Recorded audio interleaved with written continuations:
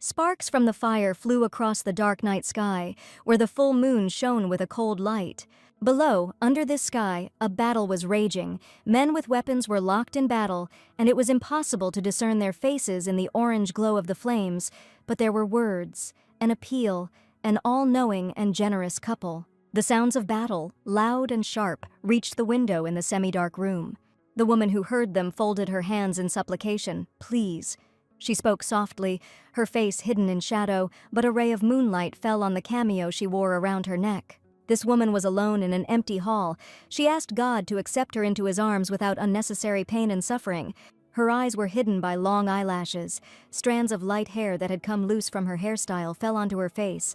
She asked to be given the strength not to flinch in the face of pain. She heard the fighting and repeated that she was asking for help to maintain faith in God's providence and to endure, while from the street they were shouting that the gates were open and the traitors needed to be captured. The woman's gentle, well-groomed hands were folded in supplication. She repeated that the pain was fleeting, but the fruits of patience would be sweet. Someone broke into the mansion she was in, shouting orders to find her. These people with bloody weapons walked through the rooms of the house, shouting here. They only had one room left to check, hidden behind a luxurious gilded door. The man in the scarlet cloak, who appeared at the head of a huge detachment, ordered the door to be broken down, and his order was immediately carried out. Only then did the fair-haired woman look up from her prayer and open her eyes, but she still did not raise her gaze. She sat in this room in a pillar of moonlight, wearing a luxurious dress and jewelry. This woman was young and very beautiful, but her face was inescapably sad. "Well," said one of those who entered, he declared that the rumors were indeed true. "She really is a beauty." The second person asked why, even in the midst of all this chaos, she still continues to pretend to be a duchess. The steps of the invaders resounded loudly in this mansion. The man in the scarlet cloak appeared before the fair-haired woman, who called her Duchess Edel of Lancaster. He looked at her sternly, his dark, tangled hair falling over his face. The Duchess looked up at him with a pleading look, wanting to know if he was going to execute her right there. The man's hand slid to the hilt of his weapon. He drew his sword from its scabbard and pointed it at the Duchess, placing the blade on her shoulder, very close to her neck. But he said that he would not execute her, since by order of the Emperor, he must take her prisoner alive. Feeling the cold, sharp blade at her throat, Edel wondered where it all went wrong. Sitting in that old chair and admitting her guilt, she thought about the honor and pride of a nobleman. She had stupidly endured everything all her life for the sake of some trifles, but she could not even die of her own free will. She had always been the perfect Edel, but she had not been Duchess of Lancaster for very long. It all happened 3 years ago. It was a glittering social event, with a brilliant company, where an invitation was heard to look in her direction. Back then, everyone knew her as Edel Canyon. People whispered that they had heard that she was engaged to the Duke of Lancaster, and even though the Lancasters were one of the 4 powerful families in the country, this was still considered disgusting. The Duke of Lancaster was already very old, although no one said exactly how old he turned that year. "Hush," the gossips said behind their fans. "Hush," someone might hear, but they all looked at Edel anyway, noting how unwavering she was. Edel was a young and beautiful girl with a gentle face and golden hair, and this especially struck the world. No one could understand whether nothing was bothering her at all. No one could guess what she was thinking about. She was the only daughter of Count Canyon, Edel Canyon. There were 4 incredibly powerful families in the empire, and Edel was raised and groomed to marry into one of these families. So she simply finally fulfilled her destiny, and then lived for a year and 8 months as the old duke's wife. Who would have thought that this impeccable lady was just a means to unite 2 families? And because of the duke's treacherous plan to declare independence from the empire, she became the wife of a traitor. Soon she found herself kneeling before the scarlet steps that led to the throne, where the emperor, seated, said that he finally saw the main trophy of this war, the second wife of the Duke of Lancaster, Edel of Lancaster. She could not answer the emperor to this, immersed in her sorrowful thoughts. This woman was raised her entire life for one single purpose. She collapsed where she stood because she was too afraid to run. She couldn't bear the thought of meeting her death on the floor, so she dragged her old chair to sit down, all for this feudal honor. She thought that maybe this was all that was left for her. She had to hold out until the very end. People mocked her position. They offered to give them the traitor. They argued about who killed more enemies and then had more right to such a trophy. There were also words of pity for the old widower, and that the fate of the captive should be decided by a duel. The lady in red, hiding behind her fan, noticed that no one here seemed to have any sense of self-worth left. But this was understandable to many, because Edel Lancaster was famous as an ideal noble lady, and now she had turned into just a slave. Scarlet wine splashed in the emperor's glass, and then the words were spoken that there was even less reason to stand on ceremony with the former aristocrat. "Well, well," said Emperor Demarcus Tuberin. He said he had almost forgotten about the main hero of the suppression of the rebellion, although he was also standing right there. "Isn't that so, tell me, Laszlo?" said the emperor, and the hall around was filled with the whispers of all the people present. This man stood at a distance, leaning against the wall, and he still had a red cloak on him. The emperor asked him if he didn't need a woman. The captive's gaze turned to him, and she heard the emperor asking this man what he wanted. And then the emperor offered to give it to him as the main trophy of war. Having said this, the emperor looked into the eyes of the man in the red cloak and smiled slightly. The noise around became even louder. Everyone wanted to discuss the events happening before their eyes. Someone whispered that Edel had married the wrong man and was now fallen. After all, this man, he was a commoner, but he prospered, he was made a count, he was treated with imperial favors, and now he received the main military trophy. Everyone wanted to know why such unprecedented honor and glory went to this particular person. Edel also looked at him. She tried to remember what she knew about him. As far as she remembered, he was a mercenary, however. Now she didn't care about that. Now he was no different to her from any other knight. Edel's hands were tied, and she thought about the man who brought her here. His name was Laszlo Croesus, and he was a fierce warrior in battle. He was the head of the largest mercenary guild in the empire, and a man who became a count at the age of 20, thanks to his military merits. He was called the greatest threat to the hereditary nobility. He was the most prominent representative of the new nobility on the side of the emperor. However, Edel had also heard more than once that the nobles, who considered mercenaries to be scum, looked down on him and treated him like a commoner. Laszlo Croesus was gloomy and angry. No one understood what he was really thinking now when he looked at his future captive. Edel bowed her head, submitting to whatever fate might come her way. "I'm not sure," Laszlo Croesus finally said. Edel's eyes widened in surprise as he continued to report that he was short of maids. These words caused the emperor to burst into laughter and asked if Laszlo was going to make a woman who was a duchess his servant. Laszlo replied that he had no other use for her. "Good, that is very good," said the emperor. After this, he granted Edel Lancaster to Count Laszlo Croesus, who was in great need of maids. Almighty couple, Edel silently prayed, looking at him. Was this really the reward for her patience? It was always like this, a woman in a low-cut dress yelling at her Edel Canyon, telling her to stop being stubborn and not dare to contradict her father anymore. This woman was her mother, who did not want to listen to her daughter's objections when she saw the portrait of the old duke. Edel cried. She did not understand how she could marry a man who was older than her father. The mother objected that no, it was impossible to imagine a better match for Edel, because the duke already had a mistress and grown-up children, so he would not even touch Edel for the sake of the heir. Mother smiled triumphantly and said that after the duke's death, Edel would be able to receive a large inheritance. These arguments did not seem all that attractive to the girl.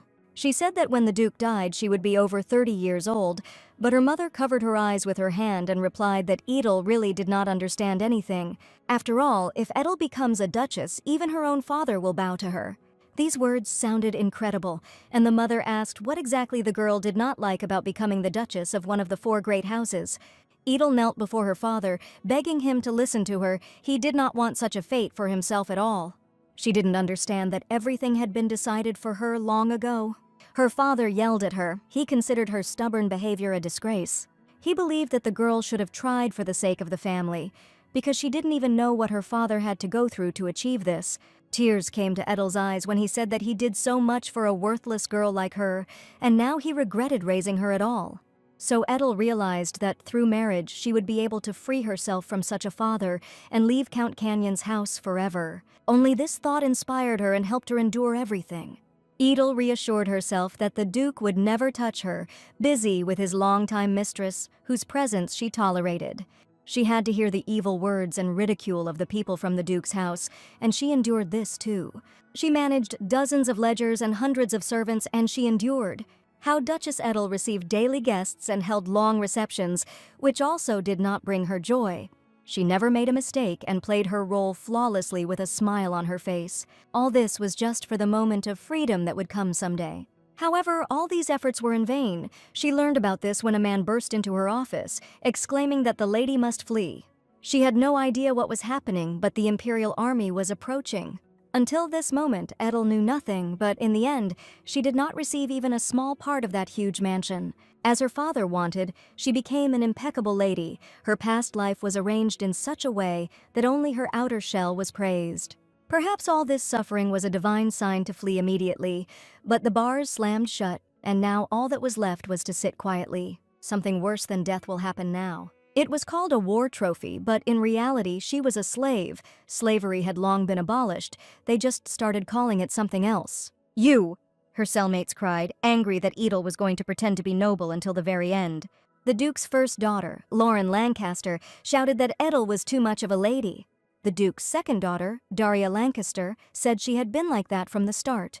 Edel had been sold, and she had continued to act like a proper duchess. The girls said that they say Count Canyon arranged everything, and Edel was probably helping her father, forgetting about who gave her the position of duchess. Edel listened silently as they called her an ungrateful creature. She had long been accustomed to contemptuous words, but such rudeness had never happened before, apparently. The Duke's daughters were simply tired and gave up. Then Edel suggested that Lauren get some sleep. There was room in their cell for this. The girls could rest on rough benches. Edel didn't want to waste her last strength on senseless swearing. She thought that there would surely be a moment when the guards would let down their guard, and she needed to save her strength at least for a dignified death. For Edel, it was better to die than to live on as someone's toy. All the men of House Lancaster were dead. House Canyon had escaped destruction by renouncing their claim to Edel. Count Chrysis said he would take her as his servant. Edel understood that the young captive could hardly expect human treatment. Although she was a state criminal, as a gift from the Emperor she was placed in prison with good conditions. Edel sat down on the bench and leaned against the wall, hugging herself with her arms out of shivery.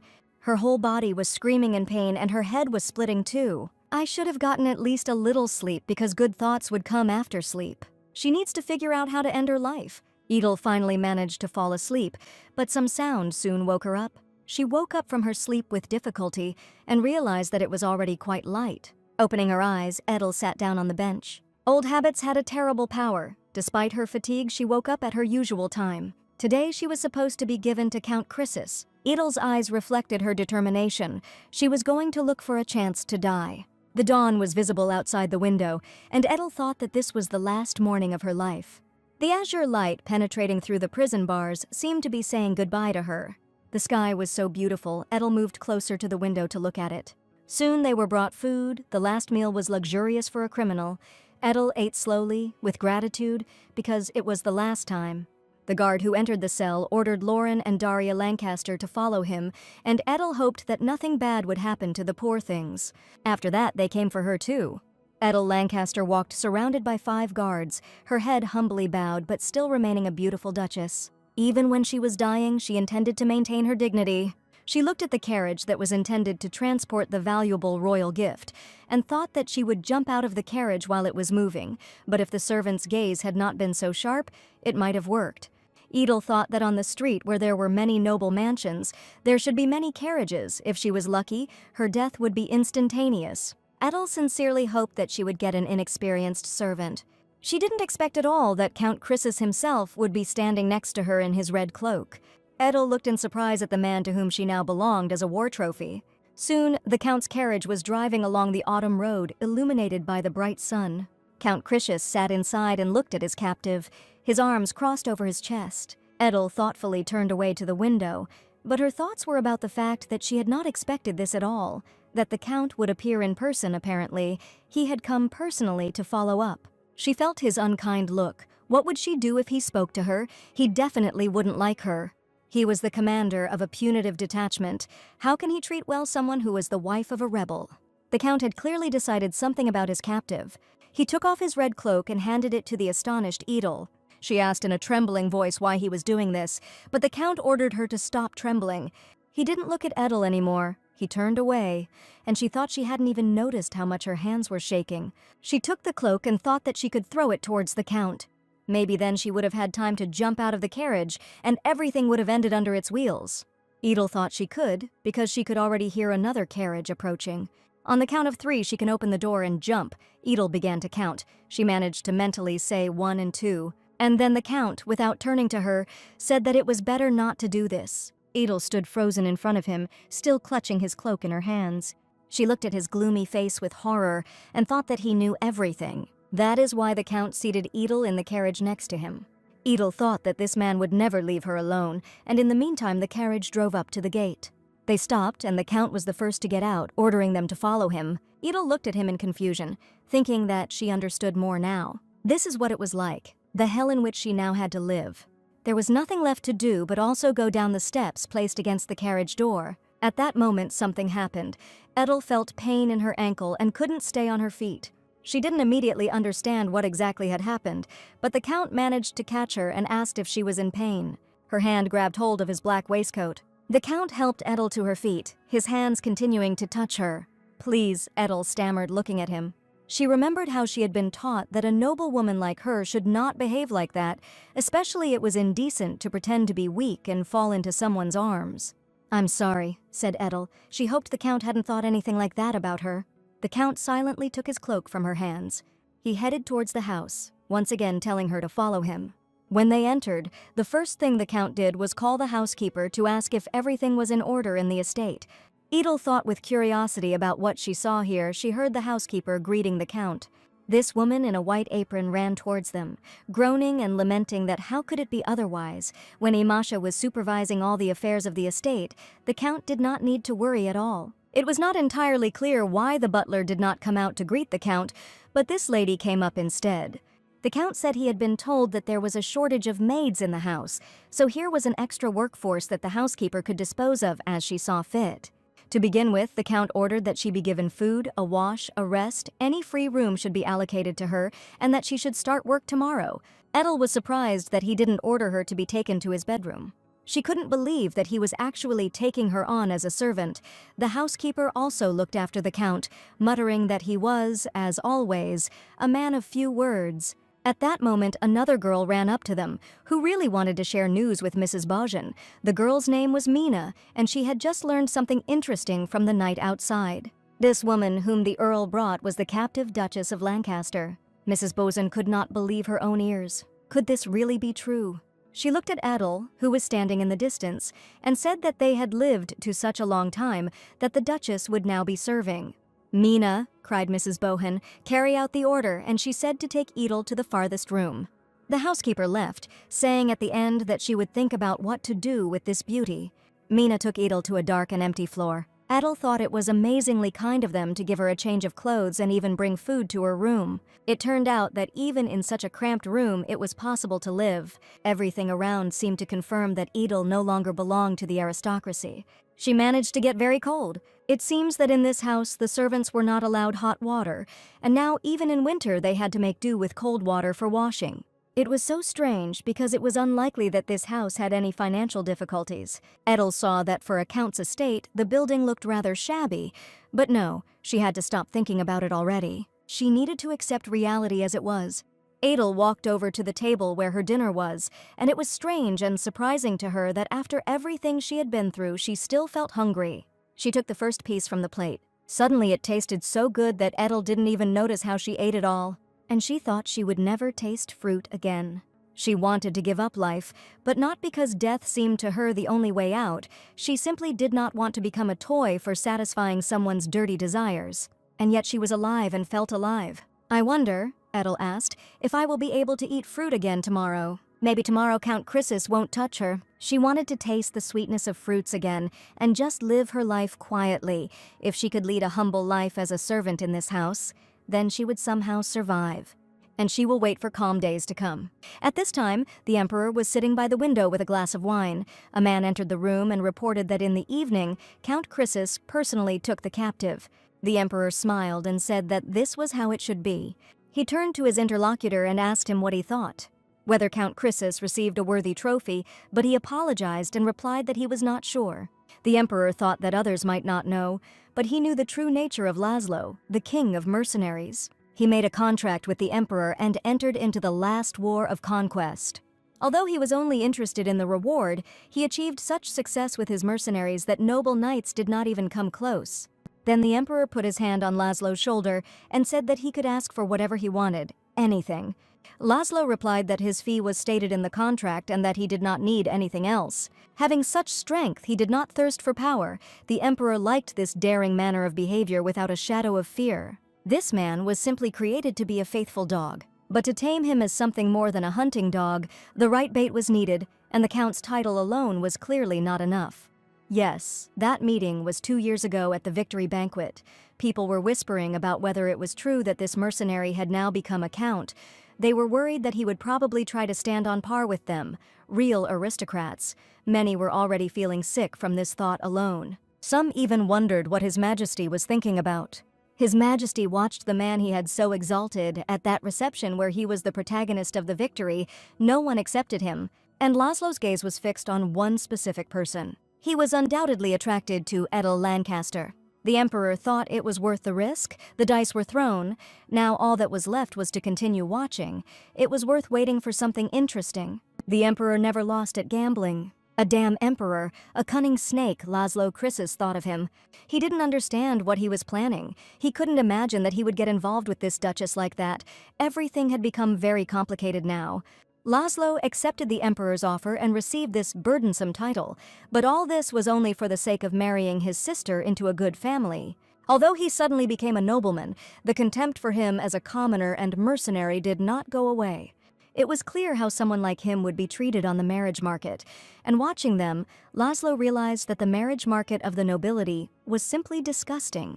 The father sold his daughter to an old man for a connection with one of the 4 great houses, and the old duke married again, despite his adult children and mistress. And Edel Lancaster was the most expensive commodity in this dirty market. She smiled even when she was sold as a wife to a crazy old man. If she had been so disgusted, she could have run away, but maybe she too was simply selfish and sold her youth for power. But for some reason, Laszlo couldn't take his eyes off her, although they were still not destined to even exchange a word. Unlike him, the upstart, she was born and raised an aristocrat, the woman he thought he would never see again, and now this same Edel Lancaster became a servant in his house. This cunning emperor gave him the former duchess as a warning to all who were planning treason. Perhaps that was his plan. If Laszlo hadn't accepted her, she would have either been sold or committed suicide, one of the two. Laszlo thought about that meeting during the suppression of the rebellion. Edel Lancaster was left alone at the Duke's estate when everyone fled, and Count Canyon severed ties with the children to save his life. Edel was abandoned by both the ducal family and the Count's family, and yet she decided to die. That's where she was, the pride of the aristocrats. Laszlo didn't know what they were so desperately trying to save at the cost of their own lives. He picked up a lantern in which a candle was burning. After turning off the light, Laszlo thought that maybe if he kept it here, he could find a use for it. If she can free herself from her past, she can at least live a tolerable life. In the morning, Edel had to patiently endure rude shouts. They called her Duchess, but no one was going to stand on ceremony with her. Edel had long since been on her feet, dressed in a dark uniform dress and apron. Mrs. Boken contemptuously lifted the linen that Edel was washing. She asked what it was and whether linen was washed like this in the ducal house. The housekeeper asked Edel if she had been taking care of her delicate hands. Edel bowed her head humbly and said she would try her best. "Of course," said the housekeeper and called out to another girl, whose name was Celia. She wanted to know if she was teaching Edel correctly. Mrs. Boken ordered that Edel be closely watched and taught properly. After all, Edel was a traitor from the House of Lancaster who was caught by the Earl. For some reason, the woman laughed at these words and declared that no one knew what else this traitor could be planning. Celia said that even if Mrs. Bohen said so, she was not sure that there would not be problems later. She was asked what she was so afraid of. Did she really think that the ghost of the dead Duke would come for his unfortunate wife?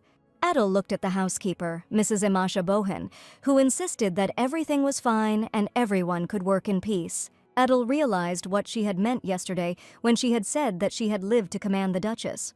Mrs. Bowen and her assistant laughed. It seemed the housekeeper was trying to assert her power by trampling the new servant's noble past into the dirt. The housekeeper had been acting like this from the very beginning. From the moment she introduced Edel to the servants, she probably expected her to finally burst into tears, but there was no need for that. After all, Edel was probably the happiest of all about the fall of the ducal house, but now other things have become more important. She's finally gone. The other girls breathed a sigh of relief as the housekeeper closed the door. Celia said that Mrs. Bowen was completely mad to remember the dead, and another maid remarked that she was always so ill-mannered, everyone had enough to do without this additional nagging. Celia was the maid in charge of the laundry. Edel thought she must have been embarrassed to teach her since the housekeeper had appointed her. Edel needed to finish her laundry before anyone picked on her again. First, she needed to deal with what was right in front of her. Edel thought she could stand any ridicule, but her main problem lay elsewhere.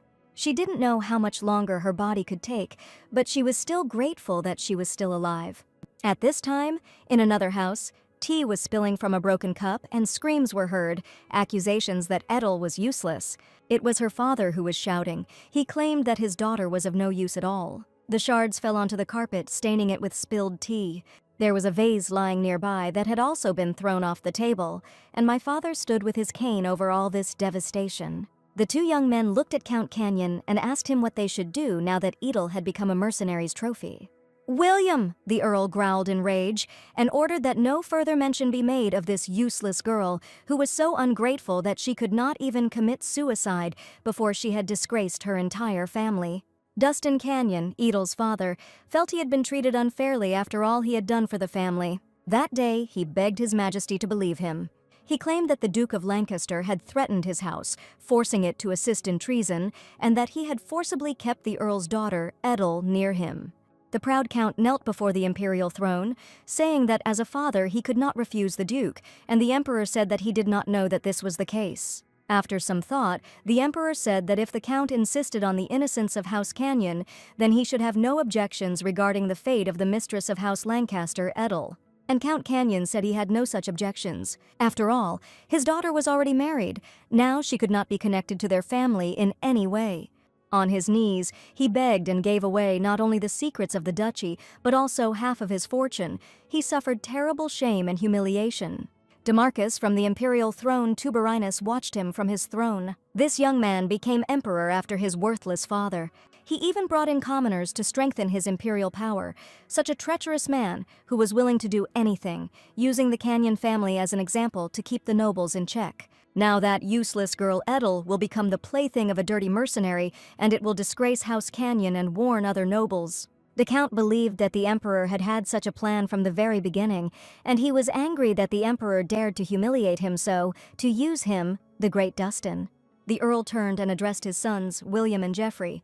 He ordered them to keep a low profile for now, because this Emperor, thanks to his faithful dogs, was not afraid of anything now. The Count stepped on the fragments and thought that he would definitely rise again, and no one would dare to look down on the Canyon house. He was ready to swear it. At this time, life continued as usual in the mansion of Count Chrysis. Edel went out into the yard to hang out the laundry. Suddenly she heard someone call her name. She turned around and sure enough they were calling her, inviting her to go with them. Struggling to hold her heavy load, Edel saw that it was Celia and Layla. The girls smiled at her. Celia said that if Edel was going to go hang out the washing, it would be hard for her to do it alone, but since they were going to do the same thing, they could all go together. It really turned out that it is better not to do such work alone. Edel thoughtfully straightened the sheets that needed to be hung up. She raised her head and looked at the clear blue sky. It had already been 10 days since she had arrived at this mansion. If anyone asked her what she did there, even though she was a trophy, she could proudly say that she worked hard as a laundress, worked so hard that she could now proudly say so. Thanks to this, Edel has already become accustomed to constant washing. There was just one problem. Imasha Bohan kept saying that the Duchess's laundry was terrible. She would throw her work on the floor. She would say that Edel was ignoring her or just stupid. She would pick on her all the time. "Well," she said to Edel's face, "speak up if you have something to say, of course." "Listen, Mrs. Boken," a voice suddenly rang out, and someone shielded Edel from the picky housekeeper. It was Celia who stood between them and, crossing her arms over her chest, declared that for a newbie, this was all quite good. Celia said that she was training the new girl herself, so the housekeeper had better mind her own business. Imasha Bohan countered that she simply wanted to say that if she worked properly, but Celia replied that the laundry was her responsibility, so the lady should stop interfering, since there was already enough work to do here. Edel listened to this argument with amazement. Mrs. Bowen said that being busy was one thing, but Celia said that if she was not happy with something, she could show her how it should be done. Celia handed the housekeeper something and said that she could wash this dirty rag. This made Mrs. Bowen retreat to the door. She said that she would leave now, but she would keep an eye on it. Edel had to do everything right. Edel asked if Celia was okay. She didn't know the girl was sticking her tongue out at the housekeeper. Celia replied that there was no reason for her not to be okay, and she didn't do it for Edel, so she shouldn't worry about it. It's just that Amasha had already gotten on everyone's nerves with her endless nagging. Edel looked at the girl and thanked her, and Celia said that there was no need to worry. There was no need to fear Imashi Bohan's revenge. True, Celia noted. Perhaps the food would be worse for a couple of days, but in a day or two everything would be fine. There was no need to worry. There was a lot of work, so Celia told me to just keep going. Edel thought how strange it was that she, a former Duchess, was being bullied by her housekeeper. And the other maids were now suffering because of her. Edel had no way to talk to them or know their thoughts, so she could only hope that they weren't all suffering too much because of her. At night she even wondered if everything was okay with them. She sat on her bed and the thought occurred to her that perhaps the other girls simply didn't have time to think about others. She looked at her hands. The work had been so rough that now all the delicate skin was calloused. Then it occurred to Edel that not only did the servants not seem to think about her, but during those 10 days Count Chrysis had never looked for her, as if he had completely forgotten about her existence. Luckily for Edel, she was allowed to live as a mere servant. She wondered if the dead would be angry if they heard this, but she herself was grateful and glad to have escaped from the Duke's house. Tomorrow she will have to work hard again. So she went to bed and hoped that the next day would end as well for her as this one had. Edel was glad that the quiet nights continued and that tomorrow she would be able to eat apples again. Suddenly some mind caught her attention. Someone came to the door of Edel's room. Who could it be at this hour? With horror, Edel decided that it might be the Count who had changed his mind about her fate. Edel sat up in bed and asked who was there. The knock on the door was repeated insistently. "I'm Daisy." A girl's voice came from behind the door. The girl said that she lived in the next room and wanted to come in and talk. This surprised Edel very much. She heard that Daisy was the youngest maid in this mansion. Now a pretty girl, wrapped in a pink shawl, stood on the threshold and asked for forgiveness for such a late visit. She said that she and Edel sometimes met in the corridor, but never spoke, only exchanged nods. Edel invited the girls to come inside. She asked why Daisy had come to see her. The girl was a little embarrassed, and then said that she didn't want anything special, just to pass on something.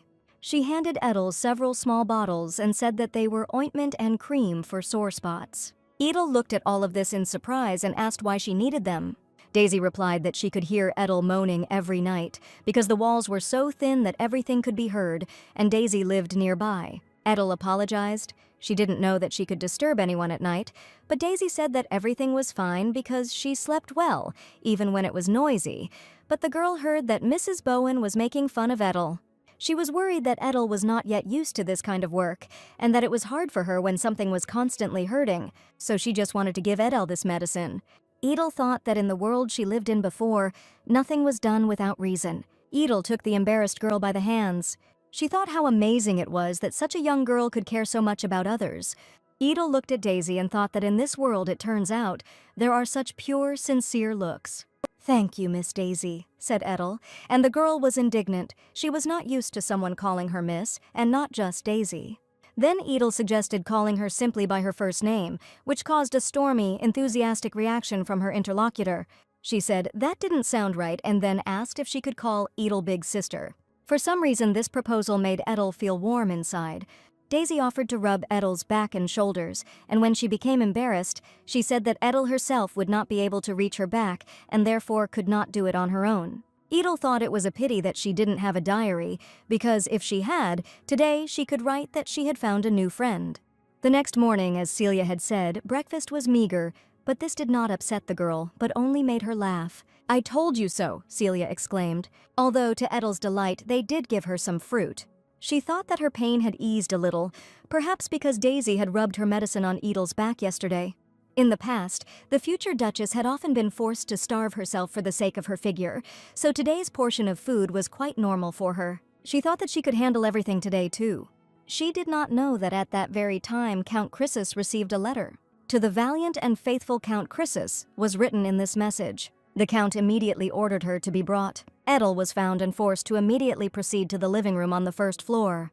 She followed her guide with her head down, trying to understand what such a sudden challenge could mean. But there had to be people there, which meant that nothing terrible would happen to her, and yet it was unclear why the Count was calling her. The Count stood by the window, so Edel looked at his back, and before that she thought that the day would be good. Standing at the threshold, she announced that Edel had arrived. She asked if the Count had called her. Laszlo Krisis told her to sit down. He himself sat down opposite, looking stern and gloomy. Edel thought that she felt depressed every time she was in his presence. The Count looked at Edel intently and said that he wanted to ask her something. He wanted to find out if Edel knew the Dowager Marchioness Barbara Celestine. Edel looked at the Count with wide eyes and was about to answer his question honestly. But suddenly she wondered why he had started talking about the Marquise Celestin. Laszlo asked if they knew each other, but Edel didn't know if he should know about her friendship with Barbara. Edel said that she knew the Dowager Marquise Celestine, but only slightly. They just drank tea together a couple of times. Laszlo remarked that the tea must have been excellent to be so memorable to this prim lady. He said that the Marquise had sent him, a mad mercenary, such a desperate letter, and these words greatly surprised Edel. She looked at the Count with great excitement. Laszlo Krisis also did not take his eyes off her face. He handed Edel that very letter. Her dear friend Barbara wrote a letter. She wrote that, having heard the news, she could not help but take up her pen. She claimed that Edel knew nothing about the matter, which the entire ducal house kept secret from her. She asked not to push Miss Edel into further despair. Edel thought that when she was a duchess, many who had previously sought her company had turned away from her, but she could not blame them. No, it was natural, especially when it came to accusations of treason. Edel believed that everyone had turned their backs on her, but Barbara continued to sincerely believe in her innocence and was concerned about her. Edel thought that if she stood firm, she could defend herself, but here she received kindness. She learned about care from people she didn't know at all, and now she receives comfort from an old friend. This consolation was sincere, came from a close friend. Edel felt it with all her soul. The only thing that worried her was what Count Krisis might think. After all, he may well decide that if Barbara is so kind to Edel, then she supports the Duke and the anti-imperial faction. It was hard and scary to think about these things. Edel said that the Dowager Marchioness is a very compassionate person. There are no connections between their families, and their friendship is purely personal. Edel looked at the Count and asked him not to misunderstand this letter. Laszlo Krisis asked her if she thought he was going to stalk the old lady. He noted that everyone seemed to think he was some kind of monster. Edel jumped up and exclaimed that she had not meant it at all, and she hastened to apologize if she had offended the Count in any way. "You see," said Laszlo, looking at her. He noticed that Edel was shaking as if he was about to chop off someone's head right now. "Head," he said thoughtfully. Laszlo noted that he shouldn't have said that in front of Edel. The girl stood before him, with a frightened face, clutching the old Marquise's letter in her hand. She thought that this was the first time she had seen such an expression on Laszlo Krisis's face. Was this gloomy and stern man really apologizing to her now? Laszlo thought that for her, he was the one who caught and beheaded the first daughter of the Duke of Lancaster. She should feel awkward and disgusted around him. Perhaps Laszlo seemed like a cruel, heartless monster to her. He tried to remember what he had told her then. She stood before him in the chaos of her crumbling life, and he himself was shaking as if he was about to chop off someone's head. How could he have misspoken like that now, thought Laszlo. He cursed under his breath. He was too tactless. He just really wondered why the Dowager Marquise Celestine needed all this. Laszlo looked at Edel and tried to imagine what she was thinking about now. Edel sat back in her chair and began to read the letter.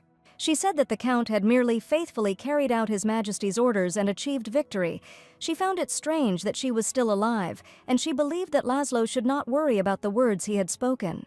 Laszlo Krisis didn't understand how she could talk about such things so calmly. Even if it was difficult to openly express one's resentment, this girl seemed to have no hatred in her heart. Her eyes were clear, pure, and serene. Laszlo clenched his fist imperceptibly and thought that Edel Lancaster was truly worthy of the title of Duchess. She had impeccable manners and speech, which was the result of careful upbringing, and she knew how to restrain her emotions. Laszlo Krisis merely received the title of Count. Edel Lancaster was nothing like him, who had not changed at all since then. Laszlo suddenly thought that the feeling he was feeling now was called shame. He closed his eyes for a while. Then he told Edel that he wanted her to write the answer herself anyway, because no one would believe his own excuses anyway. These words surprised Edel. She smiled and asked what she should write. Laszlo didn't know what to answer her, so he told her that she could write the answer however she wanted. But he wanted her to write one thing, that he was not going to treat her the way society expected. Edel stared at him in complete amazement. She didn't understand what kind of societal expectations he was talking about now. She was finally able to say, "Thank you, it was impossible to understand what kind of rumors were circulating among the aristocrats." Laszlo thought gloomily that he had clearly said that he was taking Edel Lancaster as a servant. Did they really think that he, having a younger sister, was capable of any baseness?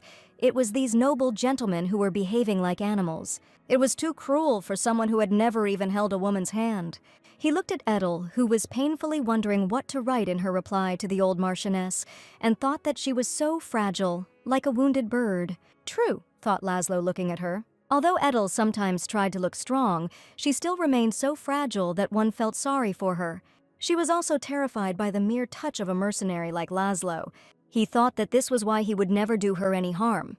"Count," Edel suddenly said, a slight blush of embarrassment blooming on her cheeks. She pressed the letter to her chest and thanked Laszlo from the bottom of her heart. The man continued to look at her with a gloomy gaze and think the same thing. Never. Autumn had arrived. It was getting colder and colder. Even the inhabitants of the rich count's mansion could feel it. Daisy sighed and said that it was impossible not to wash at all. She and Edel walked down the corridor together, and Edel remarked that nothing could be done, but at least they had worked hard today. Edel thought that this mansion probably never had hot water. Daisy, despite her young age, knew well how and where to apply the ointment. Edel was curious at what age her friend started working, and she also thought that Daisy needed to be taken better care of. In the room, on the table, Edel suddenly found an envelope. There were also writing utensils, sheets of paper. It was clearly from Count Chrysis. It meant that those words were sincere. She then apologized and asked if he could lend her some paper and pen, and he replied that she should not be shy about asking for such things. Edel happily almost ran to the table, wondering where to begin her message. There was so much she wanted to tell Barbara, but she thought that her letter would probably be checked, so she couldn't even write an appeal to her beloved and respected friend in the way she was used to before. She dipped her pen in ink and wrote on the sheet of paper an address to the dear Dowager Marquise Celestine. Barbara had always cared for and loved Edel, and now she did not know how to express her gratitude for her deep compassion for such a sinner as the fallen Duchess of Lancaster. Edel still remembered the day they first met. It happened 7 years ago at Countess Radrick's tea party. Then it was announced that the Dowager Marquise Celestine had arrived, about whom the smart ladies gossiped, surprised that she had actually come. Edel then asked what was wrong with the Marquise's arrival, but she, the daughter of the Canyon House, only made meaningful faces, and then one girl caught her attention. She explained that this was Countess Radrick's tea party, and they didn't get along very well because they were completely different, but now Edel would have a chance to see for herself. Edel, still not understanding anything, asked why the Marquise had been invited then. She did not wait for an answer because the arrival of the Dowager Marquise was already being announced in this hall, and everyone present looked at the doors. The Dowager Marquise Barbara Celestine was a thin, gray-haired lady dressed in a lilac dress. As she walked through the hall, a characteristic knock was heard. Edel realized it wasn't the sound of heels. She noticed that the Marquise was limping on one leg and wondered with curiosity whether she had a prosthesis. Edel felt like the footsteps in this room were louder than in others. Was that really why she was invited here? Countess Radrick stood and looked at the Marquise with a smile, and Edel thought that it was possible to know nothing about their relationship. Still, she believed that it was wrong to exploit other people's shortcomings in this way, so the girl stood up from her seat and headed towards the Marquise. "My God," she said, "Madam." Edel called their meeting now a coincidence and reminded her of the previous one, when in the city Edel's carriage broke a wheel. The Marchioness helped her. Edel impulsively took the old lady's hands in hers and said that the last time the Marchioness refused gratitude and left, and Edel remembered this all the time. She said that now she would know that it was the Dowager Marchioness of Celestine. The Marquise looked at her with surprise. She asked if this really happened, and Edel replied that she had little social experience, so she did not recognize her right away. One of the ladies began to laugh and said that this was so kind, so noble, and Countess Radrick looked at her gloomily. Edel continued to tell the Marquise how grateful she had been to her that last time. She hoped that her little performance looked natural. The girl wanted her somewhat excessive delight to hide the awkward silence, and the Marchioness, having guessed something, looked at her. She took Edel by the elbow.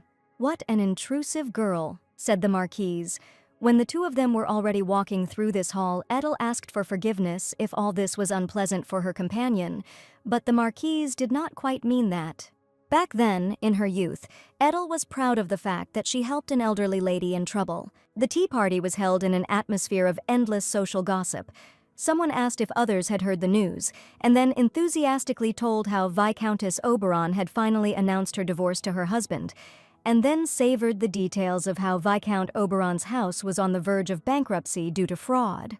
The Marquise drank tea in silence, and the ladies said that the Viscountess worked as a translator and was always somewhere, and they assumed that she could have demanded a divorce only because she had earned a little money. They were worried that the lady could work on the side, undermining her husband's authority, and after all this patience, it was so brazen to demand a divorce, especially given the suspicions that she was having an affair. Edel thought that in the world it was much easier to hurt others than she had previously believed. The ladies continued to discuss the Viscountess, who was unacceptably neglecting her household duties. The Marquise Celestine suddenly and decisively placed her cup of tea on the table. She crossed her arms over her chest and said that it seemed that the gossip had become even more vicious than in her youth, and the views of the ladies around her seemed too conservative to her. She did not understand why the desire to prove herself and gain recognition was worthy of condemnation in their eyes. The Marquise asked what was wrong with ambition, whether it was necessary to try to save a family that was going down the drain, to work hard to become better. Edel listened in surprise to her words about being ambitious. She never thought that it was really possible to live like this, and it wouldn't be a mistake. Countess Radric intervened in the conversation and said that the Marquise was going too far. How could this be compared to how men did things outside the home? Madame Oberon had abandoned all domestic affairs. The Marquise objected that Madame Oberon was a progressive woman who had taken on external affairs since her husband had proven unable to cope with them. Barbara Celestin continued drinking tea, saying that everyone should fight for their own rights and not denigrate others. Well, well, said the ladies, it was not at all surprising to them that the Marquise was called a husband-eater, since she had interfered in her husband's affairs since her youth, and it seemed now saw herself in Madame Oberon. The ladies asked Mrs. Ladrick not to pay attention to these words, especially since they all shared her opinion. Maybe we should change the topic, was the suggestion. After that tea party, Edel caught up with Barbara Celestine at the gate. He asked if he could take up just a little of her time, and the Marchioness asked what could have happened to Miss Canyon. Edel admitted that she had made a mistake earlier when she had dared to pity the Marquise, because she simply did not know that she was stronger than everyone present. She said that she also wanted to become as strong. She asked if the Marquise would allow her to visit her from time to time. Barbara said that she was very pleased to hear all this, and she would also be glad to continue their communication. After that, they met often and talked a lot. Unnoticed, they became the closest of friends, perhaps with beloved Barbara caring for Edel more than anyone else in the world. If only Edel had listened to her words then, many things would be different now. Barbara told her that one must not get used to self-sacrifice. She screamed, for the first time in their friendship, that the marriage with the old Duke of Lancaster must not take place, that Edel must free herself from the manipulations of men who wanted to control her. But Edel thought that if she did not obey her father's order, then only death awaited her. Barbara considered the talk of death to be nonsense. She demanded to look at her. Edel only had to ask, and the Marquise would be ready to help her in everything. But Edel was too young, too scared, and too used to living only the life she had known since childhood. This was their last meeting with Barbara. Now Edel will have to compose the text of the letter in such a way that there will be no reason to think anything bad about any of them. She almost cried and warmed her cold fingers with her breath. Sorry, Barbara, she thought. Now there was no Barbara to worry about her. Now she could only hope that this letter would give her some comfort. It is true that the Count called this girl Edel to him, the question was asked. Yes, Mrs. Bowen, was the answer. The maid hurried to the housekeeper with a towel and explained on the go that it had happened during the day in the living room, and then Edel had quickly left there, so apparently it didn't mean anything serious. But Imasha Bohan said that it was still very much not without reason, very suspicious, and for some reason Celia also defended this Edel. The maid said that she had a strange character, like Layla and Daisy. Maybe that's why they stick together. Mrs. Imasha Bowen clicked her tongue meaningfully at the maid's words. She looked at her hand and said that she needed to stop them from getting any higher. These scoundrels don't even pay taxes. They need to be taught a lesson. The words spoken over the pile of gold sounded in his memory. The maid suddenly remembered something else and hastened to tell Imash that some servants were complaining that it was difficult to wash with cold water. She looked at the filled bathtub and said that, can you imagine, some people even suspect why she and Mrs. Boken don't wash with everyone else. What? Imasha cried out. She voiced the hope that at least they were not spreading rumors. The maid assured that she, of course, denied everything, because hot water was a privilege only for her and Mrs. Bohen. She said that it was not for nothing that she paid 100 lintons every month, and thought that anyway this money would quickly be returned by selling the Count's things. Mrs. Bowen sternly said that it was better to keep her mouth shut, because if the mistress found out, the maid herself should understand what would happen. Of course, exclaimed the maid, and then said that the lady was not interested in such things anyway. Imasha thought that yes, that's how it should be. She looked at the fire in the fireplace and thought that Madame Linia trusted only her, and that the Count was rarely at home. If you think about it, this house was already practically in her hands. But no one yet knew about the housekeeper's plans for ownership. Edel took the letter she had written to the Count's assistant and said that the Count had instructed her to write it and that she was therefore counting on him. Okay, replied the assistant, accepting the letter. Daisy sat down tiredly at this time and thought, looking ahead. Celia, bending over the linen, wiped her forehead with her hand and asked when this endless washing would end. She complained that they were forced to do all sorts of unnecessary work. Apparently, the housekeeper was again very unhappy about something, but when one of the girls asked where the housekeeper was now, Celia replied that everyone knew where she was. She said that Imasha was probably whispering something in Lady Line's ear. Imasha Bohen was indeed in the mistress's chambers and was combing her hair. While Linia asked if what she had told her was true, Imasha assured that she had never deceived the mistress. She persuaded her to trust her with all matters, both secular and domestic. Fine, Line told her and allowed her to do as she said. She believed that their mansion should function flawlessly, as befits a noble house. Autumn was getting colder and colder, which is why the girls who worked around the house began to have increasingly sore shoulders and backs. Daisy said that after such cleaning her whole body ached, and Edel replied that the girl had worked very hard. She asked if they were expecting any guests, otherwise it would be strange that they had suddenly started such a general cleaning. Daisy explained that guests did not come to this mansion. It was just the housekeeper being naughty.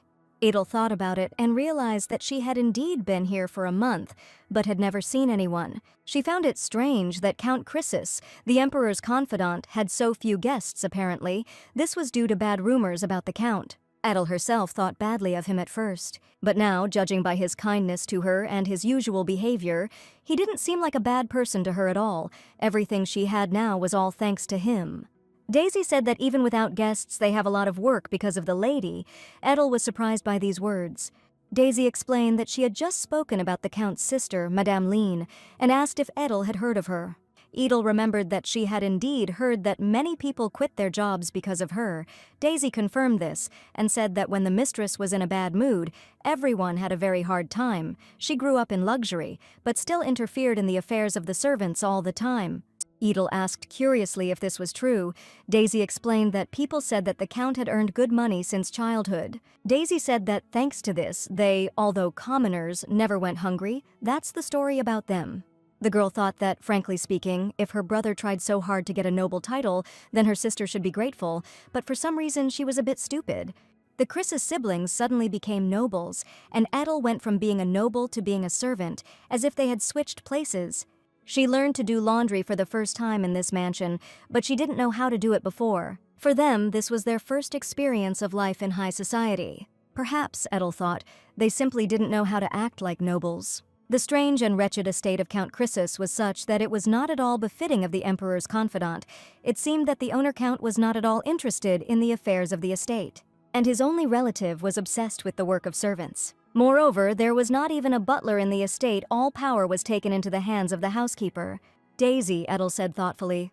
She wanted to know if the maids quit because of the young mistress's whims. The girl answered that no, many quit because of the housekeeper. In fact, everything is blamed on the lady, because the Count then gives good recommendations. The Count always thanked him for his service and wrote a letter of recommendation. Daisy said that the Count looked scary, but he was a kind person.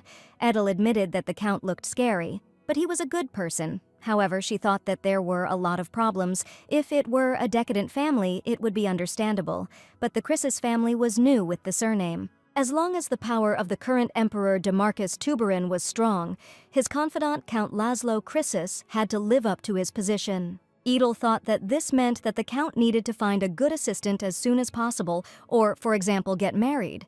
Marriage was one of the good ways to survive in the noble society. Couldn't the Emperor provide him with a good candidate? Edel asked herself. In any case, whoever became his wife, she could only hope that it would be someone who would take pity on her. The next day came. The golden sunlight poured through the window. Edel stood with her head down under the appraising gaze. She could see legs in black stockings and a fluffy skirt with frills. "So you are that Edel Lancaster?" the girl sitting in the chair asked her. These brother and sister always appeared so suddenly. And the girl in the scarlet dress was Linnea Chrysis, Laszlo's younger sister. Edel thought they weren't very similar. She said out loud that she was just Edel now since the House of Lancaster no longer existed. Line said she already knew that. Edel didn't understand whether the young lady was angry with her. She didn't even know how old Linnea was, probably somewhere around 20, and she didn't feel any particular pressure from her. Line said she had been told that the Duke of Lancaster was a 60-year-old man. She asked how Edel could marry such a man. Was she really that keen to become a duchess? Edel explained that, unfortunately, she could not choose who she would marry, but her father simply ordered her to obey. "Horror!" exclaimed Lena, and asked if this was how her father acted. Edel thought that, indeed, even a little girl understood this, but for some reason, her father did not understand it. "Listen, you," Line said, and then asked how she could share a bed with such an old man. Edel said that he had a long-time mistress, so they did not share a bedroom. These words surprised the lady. Edel explained that she managed the Duke's money for the rebellion, and now probably died with him. "What?" exclaimed Line, shocked by what she heard. "Well," she began to say excitedly, but was unable to finish the sentence right away. She wanted to understand what Edel's role was in that house back then. Edel didn't know what to answer to such a question, because she couldn't explain it to herself. There was a time when she desperately wanted to prove her worth. She thought she had to be able to handle things efficiently. If she played her role well, she thought, she could become the best. She said she was just filling a void to make the family look perfect and doing all the dirty work along the way. She was a very stupid Edel once, and this whole life was also somehow very stupid. "You?" Line said, and then asked why Edel was smiling. She assumed that Edel despised her too. Line clenched her hands on the armrests. She screamed that Edel was now practically a slave, so what could she smile about? Jumping up from her chair, Line asked if Edel thought she could pretend to be a count's daughter. Although she was now a pathetic girl, did she really still imagine herself to be an impeccable noblewoman? Line's shoes with sharp high heels stepped on the hem of her own dress, and for some reason she suddenly became terribly angry. Edel asked if she had said anything inappropriate. If so, then Line could simply tell what exactly was wrong. "You!" Line continued to shout, confident that Edel continued to look down on her. "On your knees immediately," demanded Line. She wanted to know how dare someone like Edel look down on her mistress. "I'm sorry," Edel said, kneeling down. But Line continued to look at her with surprise and anger. Then Edel said that she stood because there was no order to sit down. "What?" Line asked in surprise. She couldn't believe her eyes. This girl had no pride at all. She reminded him that Edel was a duchess, but how could she now kneel before the sister of some count, to which Edel replied that she was no longer a duchess. Noble pride, how priceless it is. Edel looked at the girl and said that she was now her mistress, and her knees were not so dear to her. She was on her knees, and Line came closer to her, and Edel thought about what true pride and honor were. The Line asked how she dared to be insolent, or to think that anyone in this house did not know what was on their minds, the nobles. They always call people just to mock them liars, but does Edel understand who is the one who is keeping her alive? Brother Line trained these wild mercenaries and won the war, but why did it all turn out this way? At that moment, Edel realized that Lady Line saw all the other aristocrats through Edel. Line screamed at Edel to get out of her room immediately because she couldn't stand to see her anymore. Edel obediently headed out the door, this girl standing in the very center of the madness she had left behind. And it was obvious that she could remain free and sweet. "For some reason you remind me of her, even the names are similar," Edel said out loud. "I can't take it anymore, Sister Edel." The words sounded in her memory. The girl was sobbing that she couldn't take it anymore, and Edel was assuring her that everything would be fine when she got married.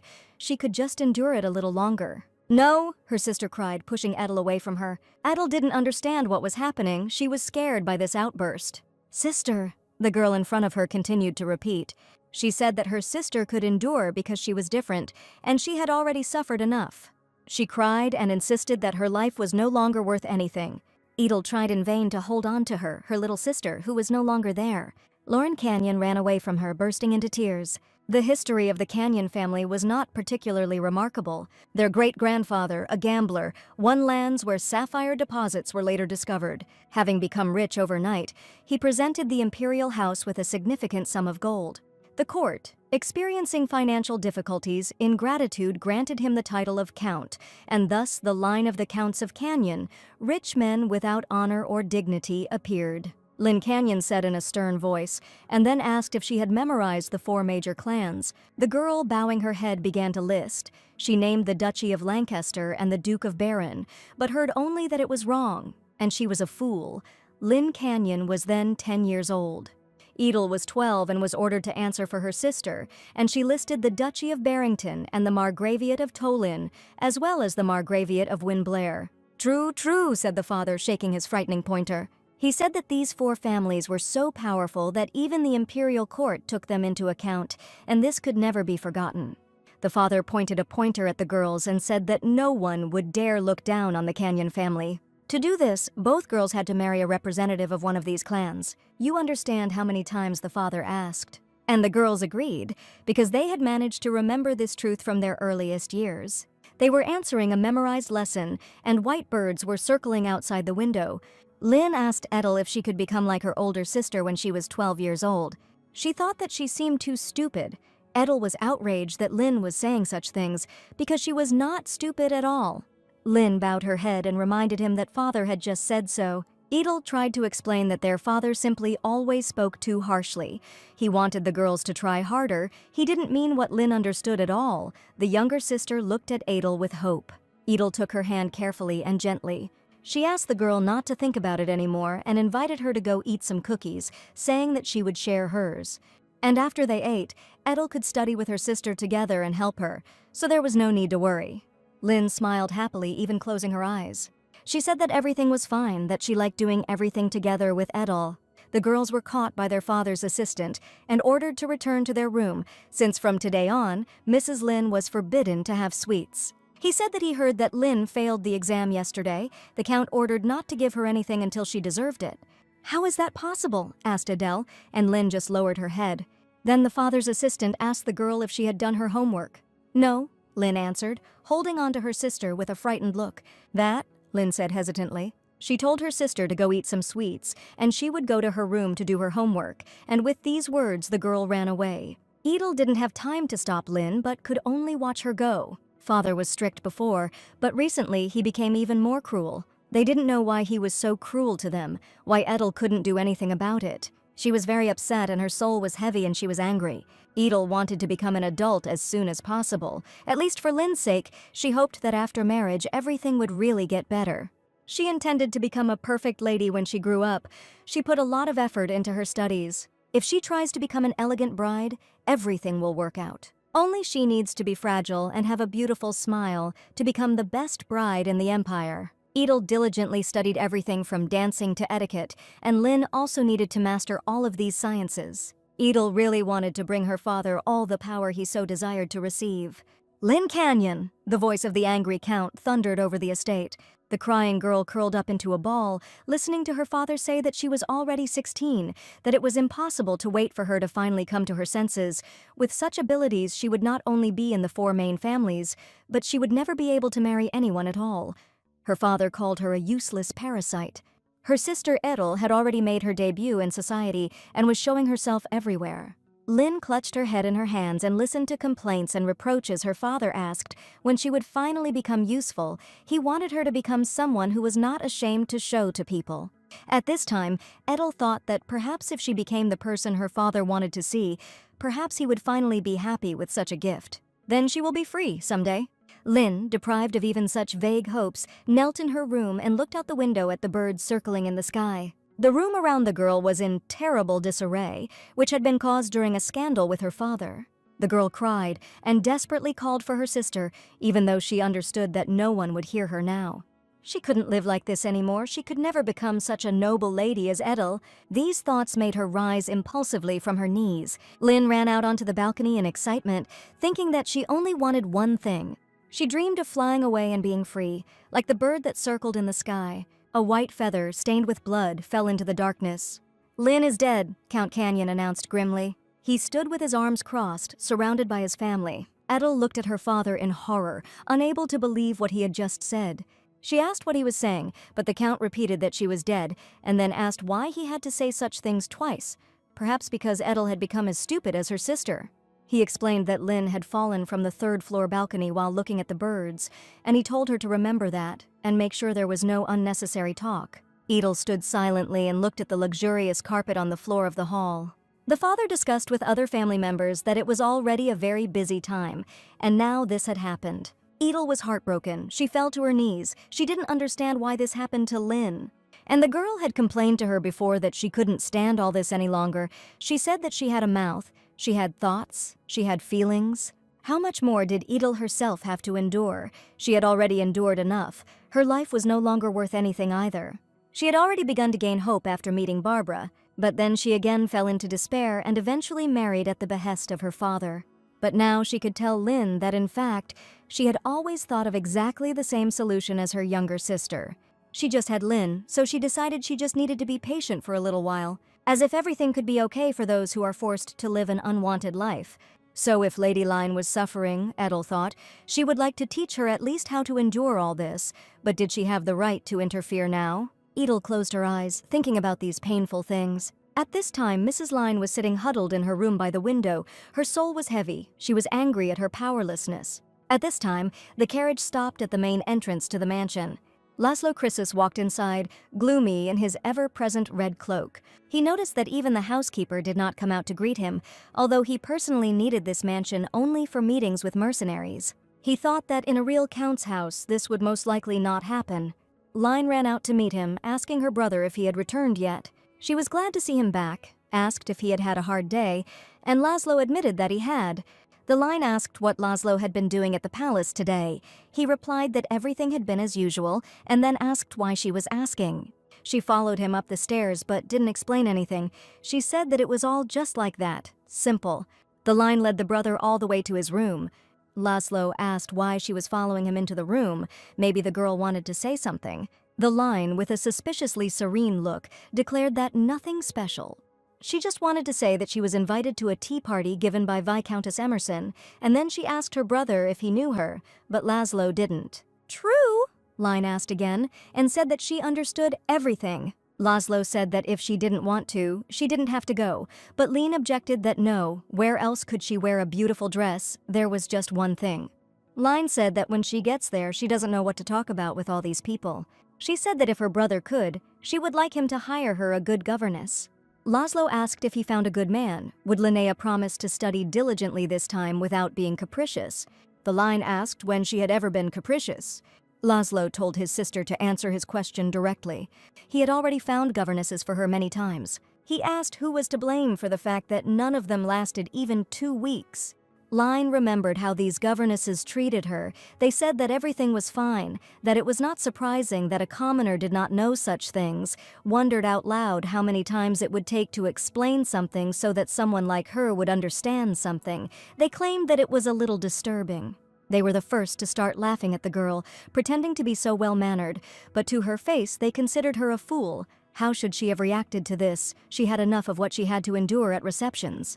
But here they didn't dare treat the mistress like that in this mansion. Line could scream as much as she wanted. But it was difficult to tell her strict older brother about this, so Linnea lowered her gaze and said that none of this was her fault. These teachers were all just too pampered. There was nothing normal about quitting because of a couple of remarks. "Line," said Laszlo, and the girl added that that Duchess was a little different. "What?" Laszlo asked in surprise. Line said that despite her higher status, she had no pride at all, and when she ordered the Duchess to kneel, she actually did so. "The Krisis line!" Laszlo exclaimed. The girl asked her brother why he was shouting like that, and he asked her if she understood what a shameful act she had committed by forcing the servants to kneel. Laszlo said that using power to humiliate the weak was unacceptable. He asked if this was not what all those aristocrats they despised so much did. I know, Line stammered in response. She asked her brother if she couldn't do the same. The aristocrats had always looked down on her, so she could easily do the same now. She didn't see anything wrong with it. Laszlo said that she did not humiliate an aristocrat, she mocked a servant. Linnea did not behave like this in front of real aristocrats. Laszlo considered it cowardice. Brother, the girl said, she thought that Laszlo did not understand anything. She didn't even tell him about the insults she had suffered, so as not to upset him, how hard it had been for her, how hurtful. If he had known that she could not say a word in front of the aristocrats, yes, she cried. Yes, Laszlo was always so correct, and yet he should have been helping his sister. Line asked if he cared what would happen to her. She turned to leave. Laszlo tried to stop her, but Line screamed that she didn't want to know him anymore. Laszlo couldn't stop her. She ran out of the room and slammed the door. Damn, said Laszlo. He himself did not understand what to do with all this, what he was doing at all. It was all because of the title that this snake had foisted on him. The emperor had ordered him to accept the title because Count Croesus was to become an example for the mercenaries. An example. Laszlo was surprised then. The mercenaries, half desperate for life, needed hope, for example, that they could become like their leader. The emperor offered him to become a new force. He said that power was needed to protect not only Calliope's squad, but also everything that was dear to Laszlo. The emperor had reasons to give him a high title. Someday he will accept his fate. Then he said that he himself had already accepted his, but Laszlo thought that he was not ready for such a fate, if he did not even know what to do with his own younger sister. Thought Laszlo. Maybe it's worth looking for a governess among the guards again. I'll have to strictly warn the line that this was the last time. And for the party, he was going to buy her an expensive necklace, hoping that it would somehow help. And he was also curious about how Edel Lancaster was feeling there. With her ducal pride, it was unlikely that she had it so easy after having to kneel down. Laszlo thought that maybe she was crying alone now. He darted about, wanting to go and apologize for his sister's actions. But that would have looked strange and offensive to the line, so perhaps it would have been better to forget. And anyway, Laszlo Croesus thought too much about this woman. He closed his eyes and with an effort of will stopped his tossing and turning. Laszlo walked over to the window and opened both panels. His head cleared a little so he could stop thinking about all this. At such a time, his visit to the servants' floor would only cause unwanted rumors. At this time, in another luxurious room with a huge chandelier on many things, something else was happening. Well, that's how it is, said the man hiding behind the curtain, clutching a cigar in his hands. The man with the cigar told his interlocutor that after the victory banquet the world was unsettled. The interlocutor answered him that it was all because the house of the Duke of Lancaster had fallen so easily, and yet many thought that they were stronger than the imperial family. He said that everyone thought that they would hold out at least until the end of the year, but everything happened the way it happened, and it was all because of him, Laszlo Croesus. He stubbed out his cigarette on a sheet of newspaper on the table, on which was a picture of Count Croesus, that filthy beast. The second cigar was extinguished while saying that no one could have thought that the imperial family would cast aside their pride and extend a hand to a simple mercenary. It seemed to the assembled gentlemen that they were birds of a feather. Demarcus Tuberin also went through a bloody war in his time. What kind of noble blood can he have? What kind of dignity can we talk about? The gentlemen interlocutors with cigars believed that therefore the emperor needed to be replaced. As long as Demarcus remained in power, they would only grow weaker. But they understood that it was not yet time to act directly, but it was better to use small fry. They were representatives of more precisely already 3 great houses. They could have intervened directly, but then it would have aroused suspicion. Marquis Toline asked what those around him thought of this upstart. Duke Barrington remembered the family of Count Canyon, and also that his daughter had been given to this very commoner who now dared to call himself Count Croesus. Marquis Winblau said that this guy was not bad. First, he sold his daughter to the Lancasters for the sake of connections, and then, in order to save the rest of the family, he sold her to the emperor. The Marquis did not know whether such a small fry could cope with a truly serious matter, but he assumed that there should be some benefit from him in any case. These words sounded as if they were being hammered into her head. How much money could be squandered? If you couldn't marry her off profitably, then why do you need a daughter at all? They no longer had Lynn. But why did the second one continue to upset her parents? Her marriage should have been successful. She should have remembered these words despite the fact that she was a fool. Edel opened her eyes wide in horror from the continuous nightmare. She lay under the covers in her bed in the maid's room. Ah, she sighed. It was all just a dream. Edel still thought about all this sometimes. Her father and the Canyon family, for some reason, it wasn't enough for them to just be rich. They wanted to become respected nobles, but now Edel thought that it would be better if they donated to orphanages or hospitals for commoners than to marry their daughters into one of the 4 great houses. However, now all these thoughts were useless for Edel. It was time for her to get ready and go out. It was such a beautiful sunny morning. It was time to start a new day. Edel made her bed, got dressed, and walked to the place where they all worked in the morning. The maids had time to have a quick breakfast. Edel sat next to Celia and heard one of the girls complaining that it was hard too. But they told her that she had to cope as best she could, and if she didn't make it in time, then she knew what would happen. Edel didn't quite understand what was going on. The two had different areas of work. But, she thought, perhaps there were some things going on that she simply didn't know about in advance. Celia said that if Edel had finished breakfast, they could go now. Wrapped in shawls, the girls went outside. Edel noticed that for some reason the mansion seemed emptier than usual. Celia explained that this was because the housekeeper was not there. She went to accompany Mrs. Linya for a walk. Edel thought that accompanying the mistress was a job for a maid, and Celia said that she would still make her buy all sorts of unnecessary things again, but for some reason she felt so sorry for the money, which was not even hers. The girls entered the laundry room, but no one had arrived yet. Edel assumed that maybe everyone was late because the housekeeper was not there. Celia asked if Edel wanted to check it herself, but the girl had no idea what she was talking about. Celia said that Edel had been with them for almost 2 months. It was time for her to look around the mansion, so today she would be the one to go and collect the laundry. The girls would be able to do the laundry that Edel hadn't had time to do yesterday. Edel muttered sheepishly that there was a lot of laundry left, and besides, the housekeeper had assigned it to her. The girls said that everything was fine. The housekeeper definitely wouldn't drop by today. Edel continued to try to object. Celia thought that she had had a hard time with the lady yesterday, and although Edel herself assured that everything was fine, in any case, she could take her time. Celia rolled up the sleeves of her uniform dress. Edel said she would go and thanked her friends. Layla replied that she could rely on them. After Edel left, Layla said that Celia was so kind. It would be hard for Edel to cope with all this alone. Celia noticed that Layla was also worried about Edel, who looked so fragile. Celia said that Edel must know this mansion well. The other maids could leave at any moment. But Edel, like a war trophy, could not leave this mansion. At this point, Edel thought that she had never left the laundry room so early during this entire period. She entered the mansion and walked up the main staircase. Work was in full swing around her. The maids were cleaning. Edel thought that Layla and Celia were very kind to give her a break on purpose, but she should not stay too long and go back to help them. Edel picked up the heavy basket on wheels that was used to collect laundry. She rolled it down the corridor and thought that the new assignment allowed her to consider herself recognized. Suddenly, a strange noise caught Edel's attention and she turned around. The noise came from the half-open door, and seeing the people sitting there, Edel thought it was the same maid. These were people close to the housekeeper. Edel couldn't understand why they weren't in their own areas, but were relaxing here while everyone around was so busy.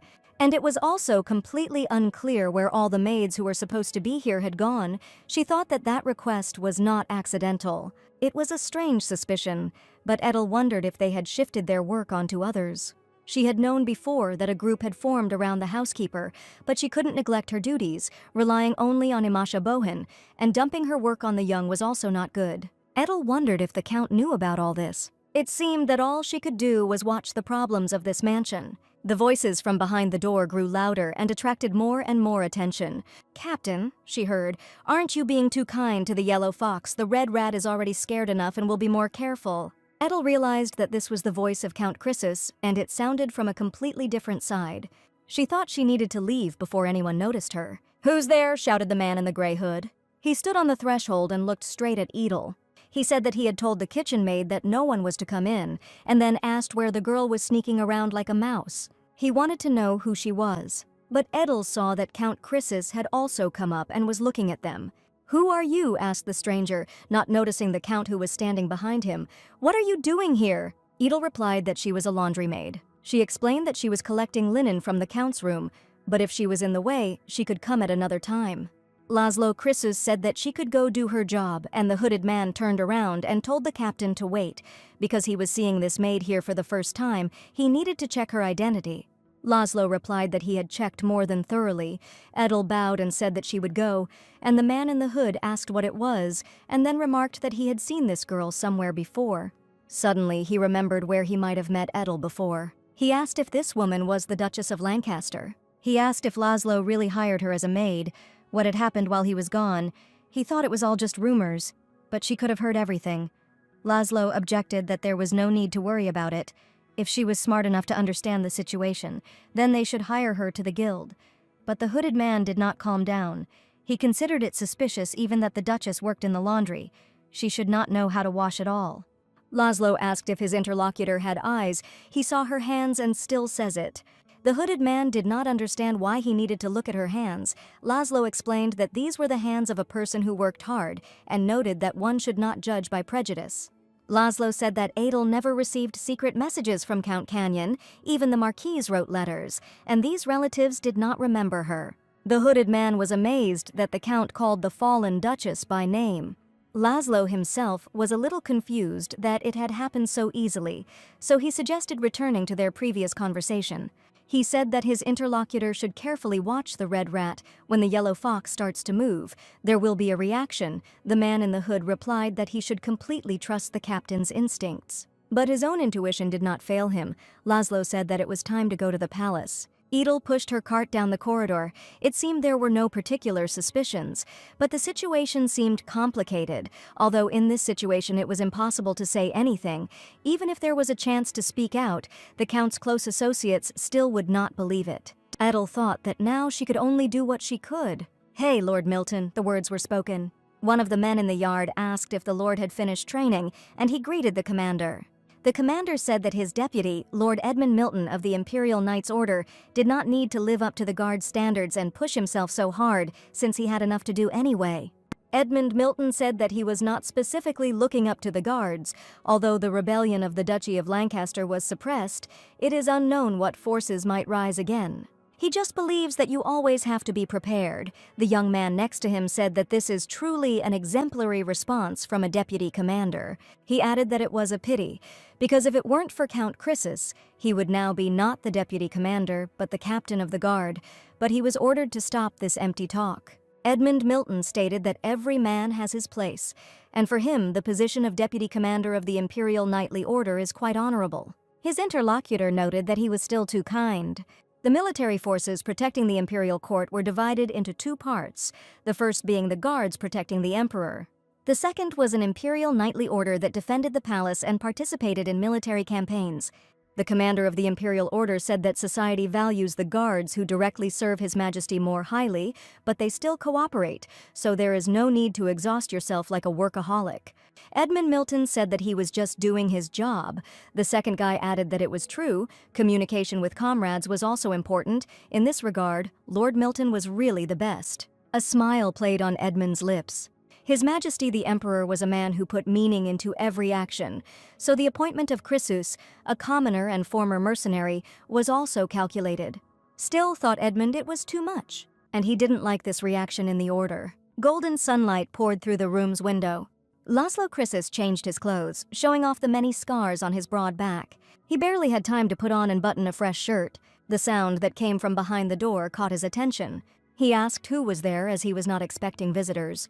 "Hello," he heard. These were representatives of the knightly order who had come to see the captain of the guard. Laszlo allowed them in. The young men introduced themselves. Their names were Terry Bogarden, Angelo Valen, and Joseph Oz of the Knights Order. They were unfamiliar faces. The boys said that they were probably not skilled enough to catch the captain's eye, but Laszlo told them to stop flattering him and ask them directly what they wanted. They said it might seem like a strange request, but the knightly order and the guards had cooperated. Laszlo told the uninvited guests to just get to the point. The young men asked to be given the honor of training under his guidance. Laszlo looked closely at the three. Indeed, this was a sudden request for him. The young people said that they even felt awkward after his words. After all, they themselves know how busy he is, so they will understand if he refuses.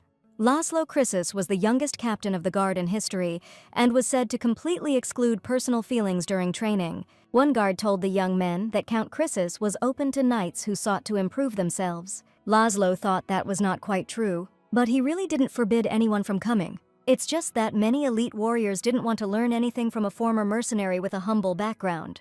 Laszlo looked at the guests with an attentive, appraising glance. These guys had completely collapsed racks, bad posture, and no particular talent was visible. Apparently, this trio had only recently come to their senses, but Laszlo was not against those who truly strived for improvement. But the Emperor believed that Laszlo should be an example for the mercenaries. He told him that he would have to accept his fate, just as he himself could not help but accept his own. Now Laszlo thought he understood what it had meant then, but he had not thought he would hear it from the knights, although he did not like to become like that man.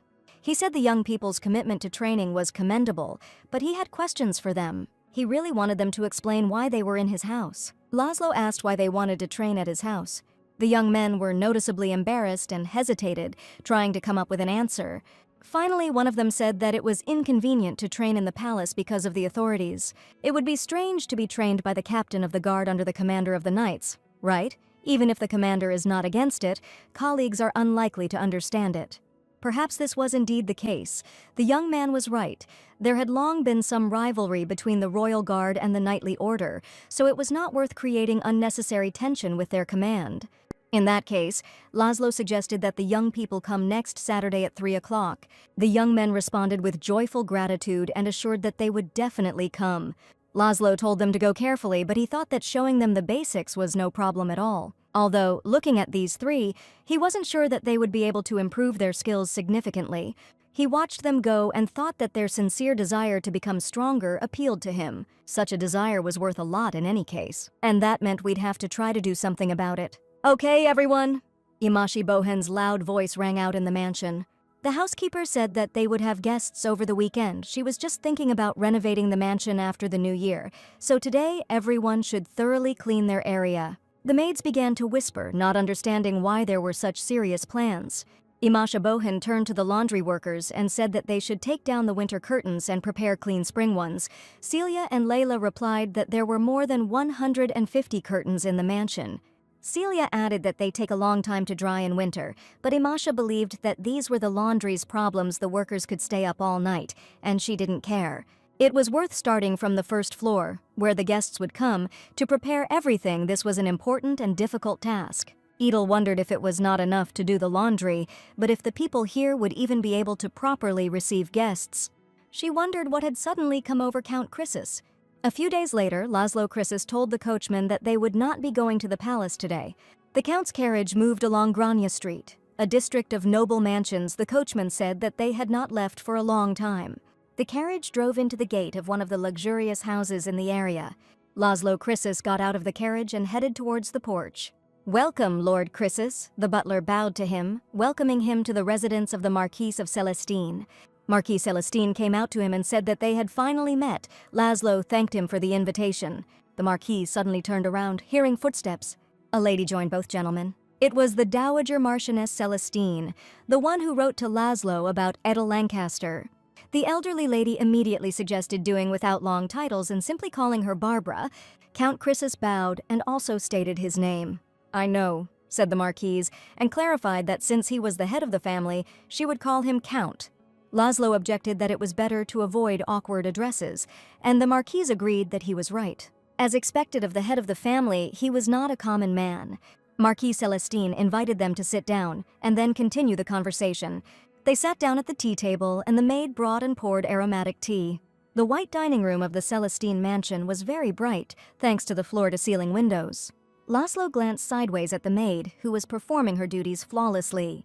He wondered if such a reception of guests was possible in his house, a butler with impeccable manners, unobtrusive but attentive service. The whole atmosphere of the tea party was very noble.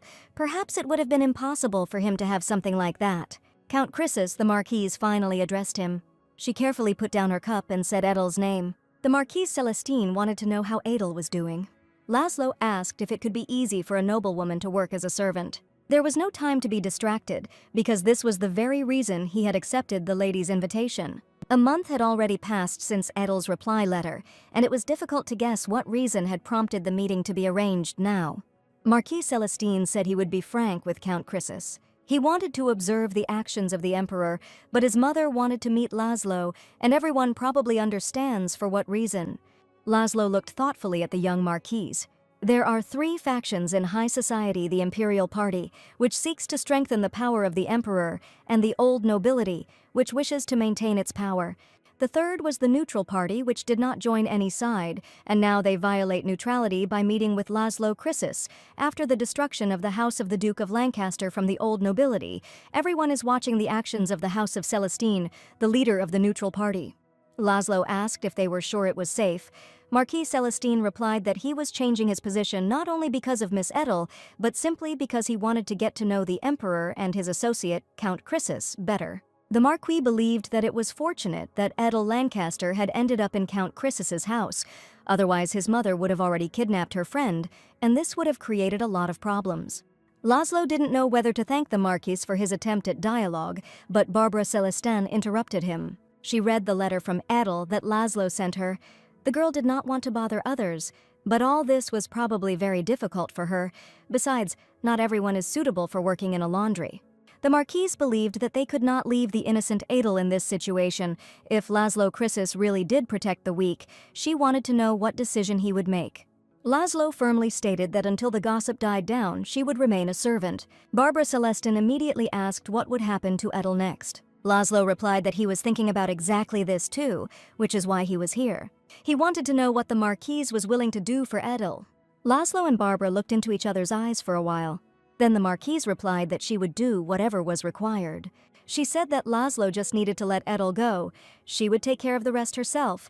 Laszlo noted that it looked like the Marquise was really ready to kidnap Edel.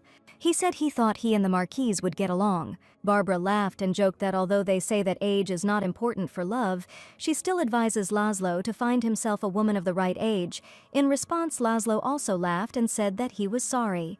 The Marquis of Celestin's home was not a bad place for Edel Lancaster.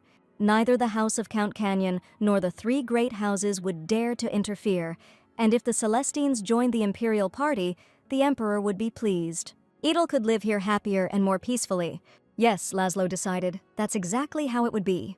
The next day, the Krisis mansion was a hive of activity. What did you just say? Mrs. Lyne's voice rang out. She asked you to repeat it, please. The young man said that this was a message from Lord Krisis. He had been urgently summoned by the Emperor, so he would be delayed. He asked to treat the guests to tea and show them the house. The Line couldn't believe that this was possible. Today, the Knights, her brother's guests, were supposed to arrive, but he himself would not be home. This meant that the Line was hosting its first tea party, the first reception of guests in the Krisis house, and Count Krisis was absent. The Line couldn't even figure out what it should do now. She tried to imitate what she had seen before, but was it right? She thought her brother would help and guide her, but what if without him, she would become a laughingstock again? Imasha Bowen said that the lady did not need to worry. Everything would be fine, but could Linnea believe her words? If only she had someone she could trust. Line called Mina and ordered her to bring Edel Lancaster here immediately. Imasha and Mina were very surprised, but Line insisted that this was an order because she knew about tea receptions better than anyone in this house. Soon Edel Lancaster stood before Line with her humble expression.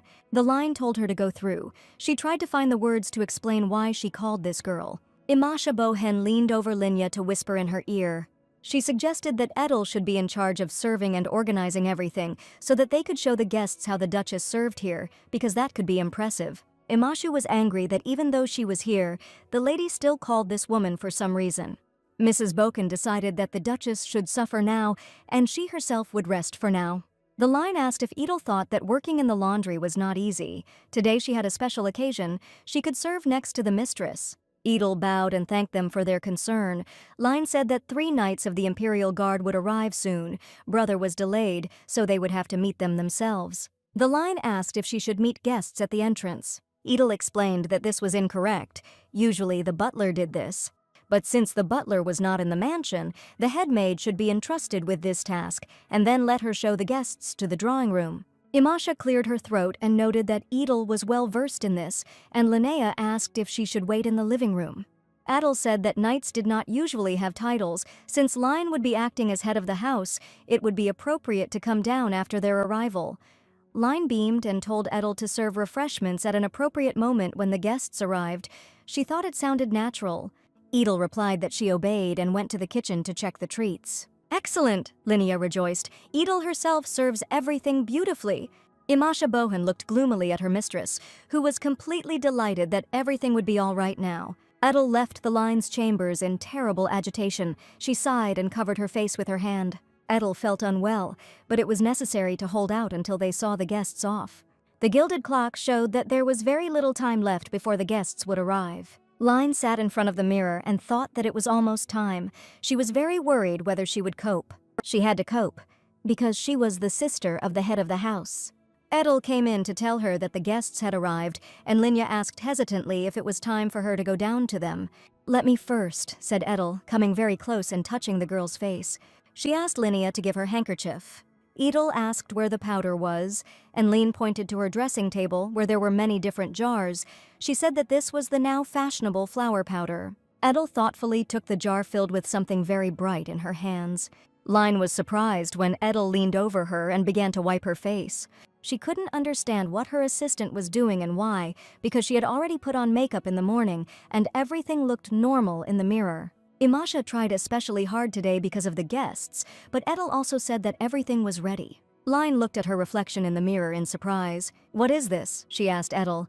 It looked much more modest than before, so she asked for more blush and floral powder. Edel sternly replied that this could not be done. She asked for forgiveness, but explained that such bright cosmetics were inappropriate for a young unmarried lady. The line asked what was so inappropriate about this, and whether people would really discuss it. Edel replied that it was enough for young ladies to show their natural complexion. If you create an artificial blush, people will whisper that she is so young and already trying to seduce men.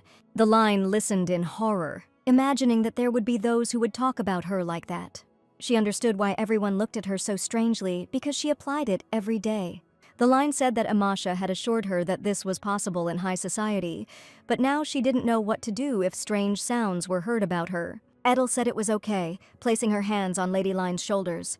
She asked her to just not do it again. "Now we need to greet the guests," Edel said, "and fulfill the duties of the head of the house." "Yes," muttered Line, "that's right, there were guests there." She understood everything and told Edel that they needed to go. They walked down the grand staircase. In front of the door, Linya suddenly froze. She was very worried despite the fact that Edel was next to her. Line said that she had never done anything like that. She didn't understand what to do now. Edel calmed her down, reminding her that aristocrats follow those who are higher in position, and here the highest-ranking person was precisely Mrs. Chrysis. Line looked at her interlocutor with surprise, not understanding her at all. She treated this Duchess so badly, shouted at her, accused her, and demanded. And she was just a servant, who, like Imasha, was always there. But now she wondered how to explain to her the rules of high society. Edel said that, for example, these guests can be looked down upon, as if to say that the lady line of this mansion, the House of Chrysis, must be felt with the thought that the head of the house entrusted his sister to receive guests. All of Edel's words calmed Linya down, and then she asked if she was ready to play her role. Together they opened the door to the sitting room, and the servants announced the arrival of Lady Linnea Chrysis. That same morning, another conversation took place in the office of the first emperor. DeMarcus wondered why so many of those who rebelled were asking for leniency. The emperor of the Pisper Empire ordered Count Talon to deal with this. The count asked if they were asking for mercy, mentioning the late emperor. DeMarcus replied that no emperor had ever received so much love and support from the nobles as his father. Everyone must have missed those times to death. The emperor they were looking for was DeMarcus's father. He was an incompetent ruler with no interest in governance. He turned a blind eye to the corruption of the nobility, remaining only a puppet who thought only of his own pleasures. After his father's death, DeMarcus never became such an emperor. He was going to pull this empire out of the rotten swamp and restore justice in the country. Count Talon said that the rebels should not be pardoned just because they were nobles. The empire has its own laws. Many welcome harsher sentences, and DeMarcus said they need more people like him. During the reign of the previous emperor, many capable people had faded into the shadows, so finding a talent like Count Talon was not easy. The count hoped that Count Chrysis would bring good news for his majesty, and DeMarcus remembered that, indeed, Laszlo had recently visited the mansion of the Marquis of Celestine and had not reported it. The relationship between the Dowager Marchioness Celestine and Edel Lancaster was more than just friendship. Few in high society know that their bond is so deep that they are like mother and daughter. DeMarcus asked how the meeting with Laszlo went. Count Talon reported that, according to his informant, the invitation came from the Dowager Marchioness, and perhaps Count Chrysis also wanted to know the mood of the moderate faction. It had been 2 months since Edel Lancaster had become a maid at the Chrysis mansion, neither a long nor a short time to fall in love with someone. At this time, in the Chrysis mansion, the young knights enthusiastically welcomed Line, assuring her that there would be no difficulty in her brother joining them later. Line explained with a laugh that her brother was delayed only because the Emperor had suddenly summoned him. The knights assured that this was expected from Lord Chrysis. It was such an honor, a personal audience with the Emperor. Naturally, for the Count it was not so unusual, because he was one of His Majesty's closest advisors. The Line invited the young people to sit down at the table. They talked about the weather, which had indeed improved noticeably today. Well, thought Lean, the words just flowed. It all happened so easily thanks to Edel. Oh, she suddenly thought, noticing something. Edel walked through the living room door with a cart. The Line said she had prepared tea and snacks which she hoped would be enjoyed by her distinguished guests. Ah, thought Lean, looking at Edel pouring tea. She had already managed to think that she had abandoned her, but the tea party, the first in her and her brother's mansion, was going on as usual. The Line looked at the first appetizers served in surprise, not understanding anything. It was just a small amount of treats, which was incomprehensible to Line, who couldn't believe that that was all. She had imagined the table being set completely differently, but maybe Edel would stop it. And besides, she needed to see how the guests would react. The guests cared very little about what was put on the table. They all looked only at Edel herself, even as she walked away with her cart. The Line tried to attract the guests' attention, but one of them loudly cleared his throat. He asked the ladies' forgiveness, but before the meal he would like to go to a room where he could wash his hands. It seems that in the language of aristocrats this meant a toilet. The Line said that it would now call a servant who could take you to the right room, but the young man said that there was no need to call someone from far away, because you could just ask this maid. To Linya's amazement, the other guests also asked to be excused. They were all going to leave together. The Line couldn't understand what was wrong with these people. Wasn't it rude for everyone to leave the hostess at once? Was it normal to go to the toilet right after the tea party had started? The girl hoped that they weren't making fun of her on purpose. She didn't understand if this party was normal, and she dreamed that Edel would somehow help her. Edel told the guests that she asked them to follow her down a long, empty corridor. She walked forward, not in any particular hurry. The young men walked behind her and very quickly found themselves right behind her. Wow! One of them said, reaching out to Edel. He said that she was truly as beautiful as they said. He never thought he would see her so close. Edel realized that this was exactly why the knights had asked to be escorted. She reached out and pushed away the young man who had gotten too close to her. She pointed in the right direction and explained that the men's room was there, and then she would lead them back to the living room. "Ha," said the young man. He asked if Edel thought that was enough. They reminded him that it was their first time in this mansion, so he would have to walk them all the way to the door. He touched Edel's cheek and said that he did not think that a simple maid would dare to disobey a knight. Edel thought that even though she was no longer a duchess but a simple maid, that didn't mean she could be treated like that. The Imperial Guard, the most respected knightly order in the Pisper Empire, when Edel said this, the one who extended his hands to her noticed that she seemed to be well informed. He said that she should be nice to them, but Edel objected that it did not do them any credit for the knights to visit the mansion of their superiors and then harass the maid. Edel said they were behaving like the last of the scoundrels. She now doubted that they were gentlemen who knew the code of chivalry. Angrily, Edel said that she had not heard the names of these young men. Edel now wanted to know what kind of family they were from, which of the families of the Empire had managed to raise their children so well. They were in the mansion of Count Chrysusu, captain of the Imperial Guard, and pestering a maid in his house was a clear sign of disrespect for one's superiors.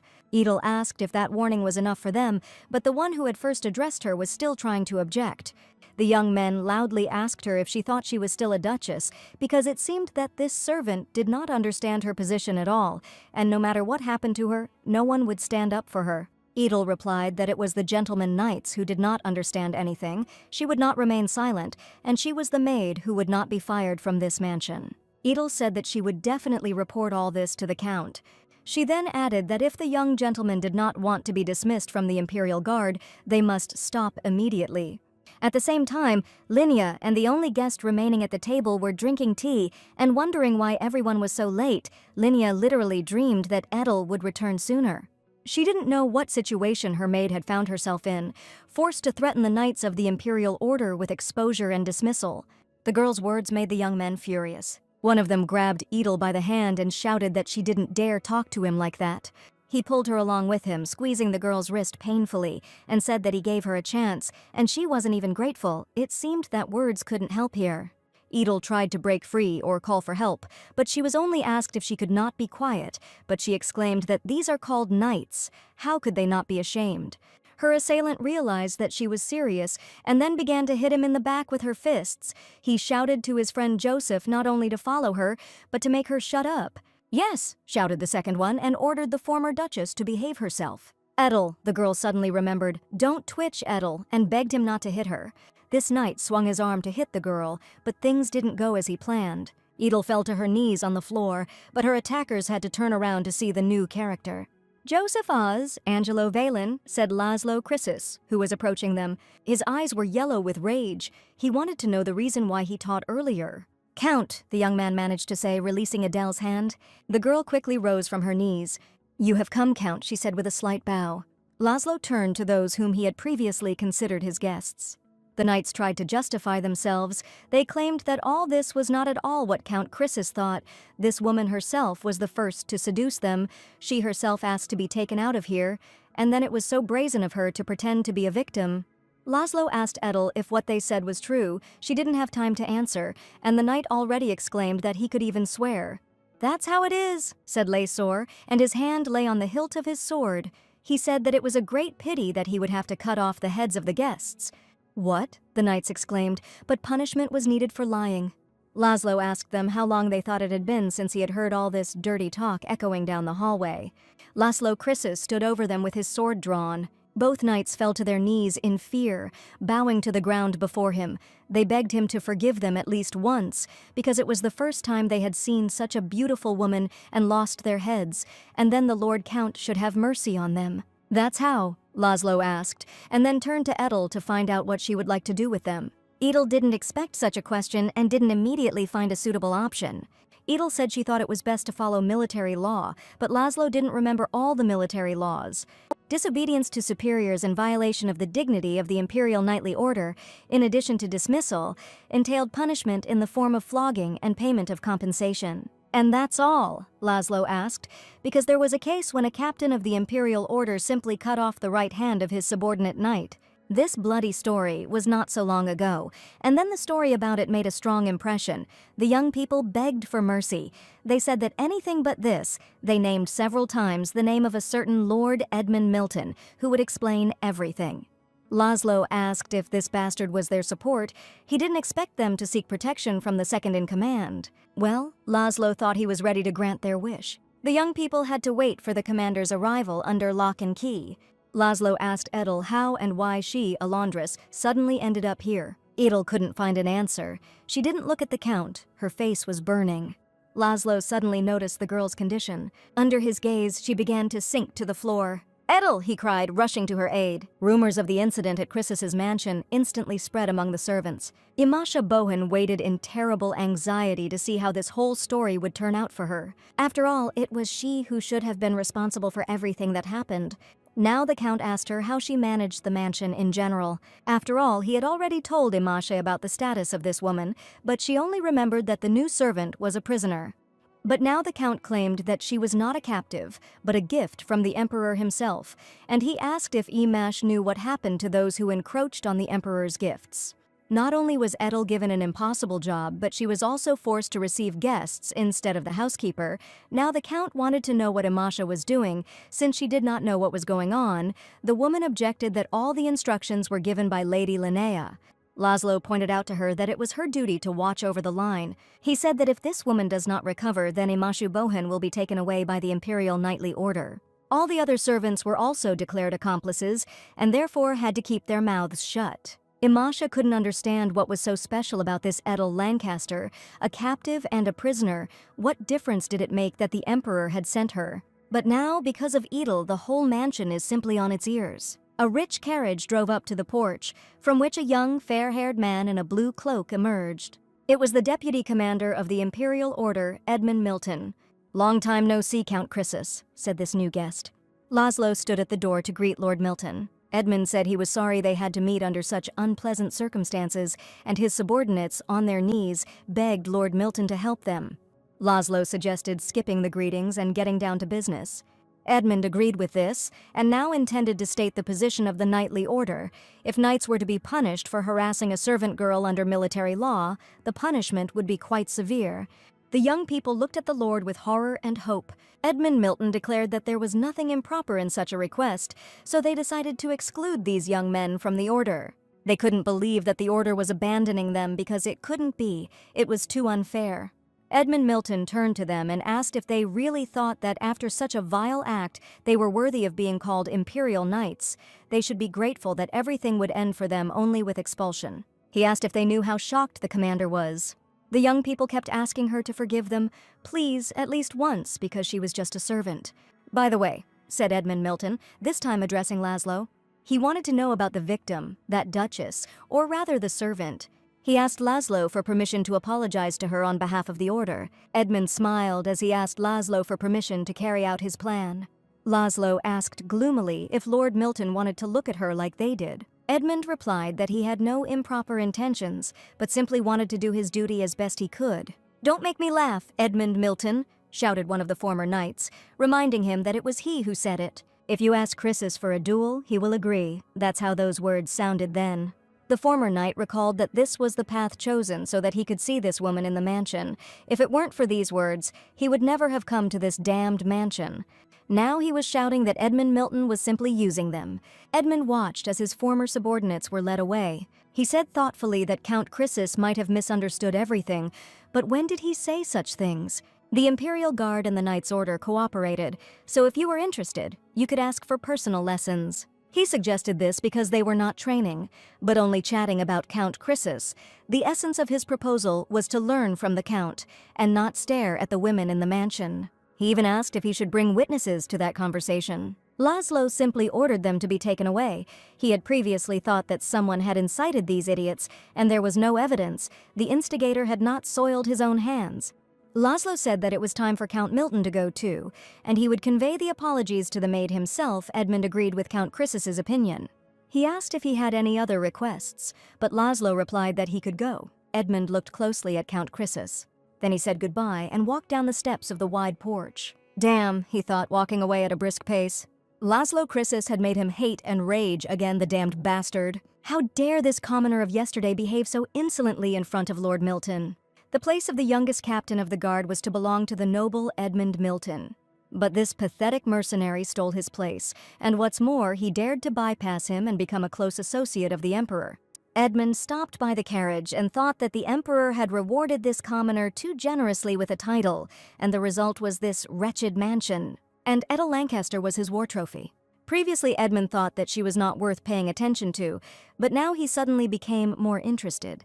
There was a lit candle on the windowsill, illuminating everything with golden light. Edel opened her eyes with difficulty, her cheeks still burning. She lay in her own bed with a damp cloth on her forehead. Next to her sat Celia, who immediately leaned over to ask her if she was feeling better. Edel asked what happened, how she ended up in the room. Celia reminded that Edel had lost consciousness. Edel had difficulty remembering the situation and asked what happened to those guests. Celia replied that she would tell about it later, because Edel almost died. She had a high fever. Edel asked if Celia had been looking after her all this time. Celia replied that Daisy had been looking after her all the time, but had now gone to rest, so Celia had replaced her, and the Count had sent a doctor. Edel was very surprised. It was unexpected. In this mansion, the servants were not allowed to use hot water, but they sent a doctor. Daisy said that there was never hot water in this mansion. By the way, Edel suddenly thought. Celia suddenly asked her for forgiveness, but Edel did not understand why the girl was apologizing. Celia said sadly that she should have refused the housekeeper's ridiculous instructions, and then Edel would not have overstrained herself. And when Lady Line called her, Celia was also unable to interfere. But she just thought that it would be better for Edel to host guests than to suffer with laundry. Edel replied that Celia had helped her so much since the beginning of her job, even defending her in front of the housekeeper. She was always grateful to her for that. Celia said it was just her self-gratification. In the work of a maid, many people come and go, some because of relationships, some because of hard work. There are different reasons, and in this mansion, many leave because of the housekeeper. Edel looked at her with some confusion. Celia said that she too was just trying to survive. She was the same as all of them, so she wanted to help Edel get settled.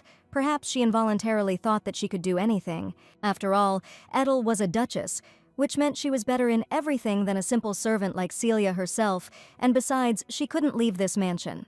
She convinced herself that it would be easier for Edel if she got used to it now, but it wasn't so.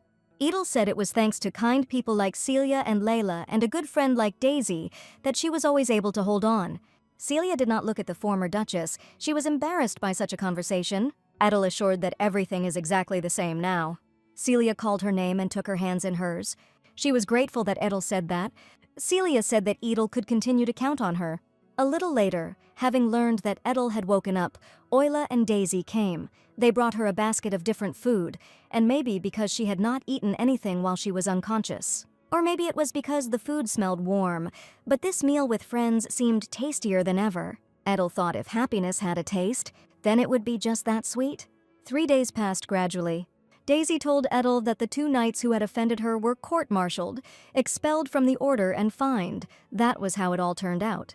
The housekeeper's pay was cut for 2 weeks for allowing such disorder to occur, and Lady Line was banned from leaving the house for the same 2 weeks. I see, Edel thought. Then she wondered what had happened to her work in the laundry these past 3 days, but Daisy assured her that she had helped a little. Edel still felt like Count Chrysis must be furious, but there was nothing she could do about it. Good luck, Sister Edel, Daisy exclaimed, leaving her in front of the door. Edel thanked her friend. She knocked hesitantly on the door of the Count's office. You called me, Count? She asked as she entered. Laszlo Chrysis stood by the window. He turned around when he heard Edel's footsteps. The Count looked at her and also did not know what to tell her. Edel stood frozen at the door, her hands folded across her white apron. She did not understand why the Count was silent, but he finally asked if she had heard about those scoundrels. Looking at Edel bowing before him, Laszlo asked what she meant. He doesn't understand what else she could have done in that situation. Edel was surprised to hear that Laszlo blamed the housekeeper and Linya for not fulfilling their duties. The girl hastened to object that the lady could not do anything about it either. Laszlo also looked at this girl with great surprise and listened to what she was saying. He didn't suspect that Edel was now remembering her sister, which is why she wanted the Count to understand that Linya was still too young to receive guests like an aristocrat. Edel said that when you encounter something unexpected without preparation, anyone will be confused and scared, and Mrs. Line was never a countess. Laszlo asked if Edel was really protecting the Line after everything that had happened to her. At least she wasn't the same. Edel bowed again and asked for forgiveness for her insolence, but also asked to be more lenient towards the inexperienced lady. If only I didn't lose my unfortunate little sister, thought Laszlo.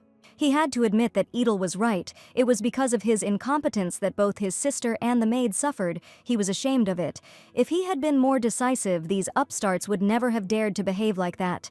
Edel objected that it was the knights who were to blame, and not the Count at all. But Laszlo did not want to pursue the topic any further. He invited Edel to sit down, and then said that he had heard that she had problems in the laundry. It seemed that she had a hard time working there, so now she would work in the kitchen.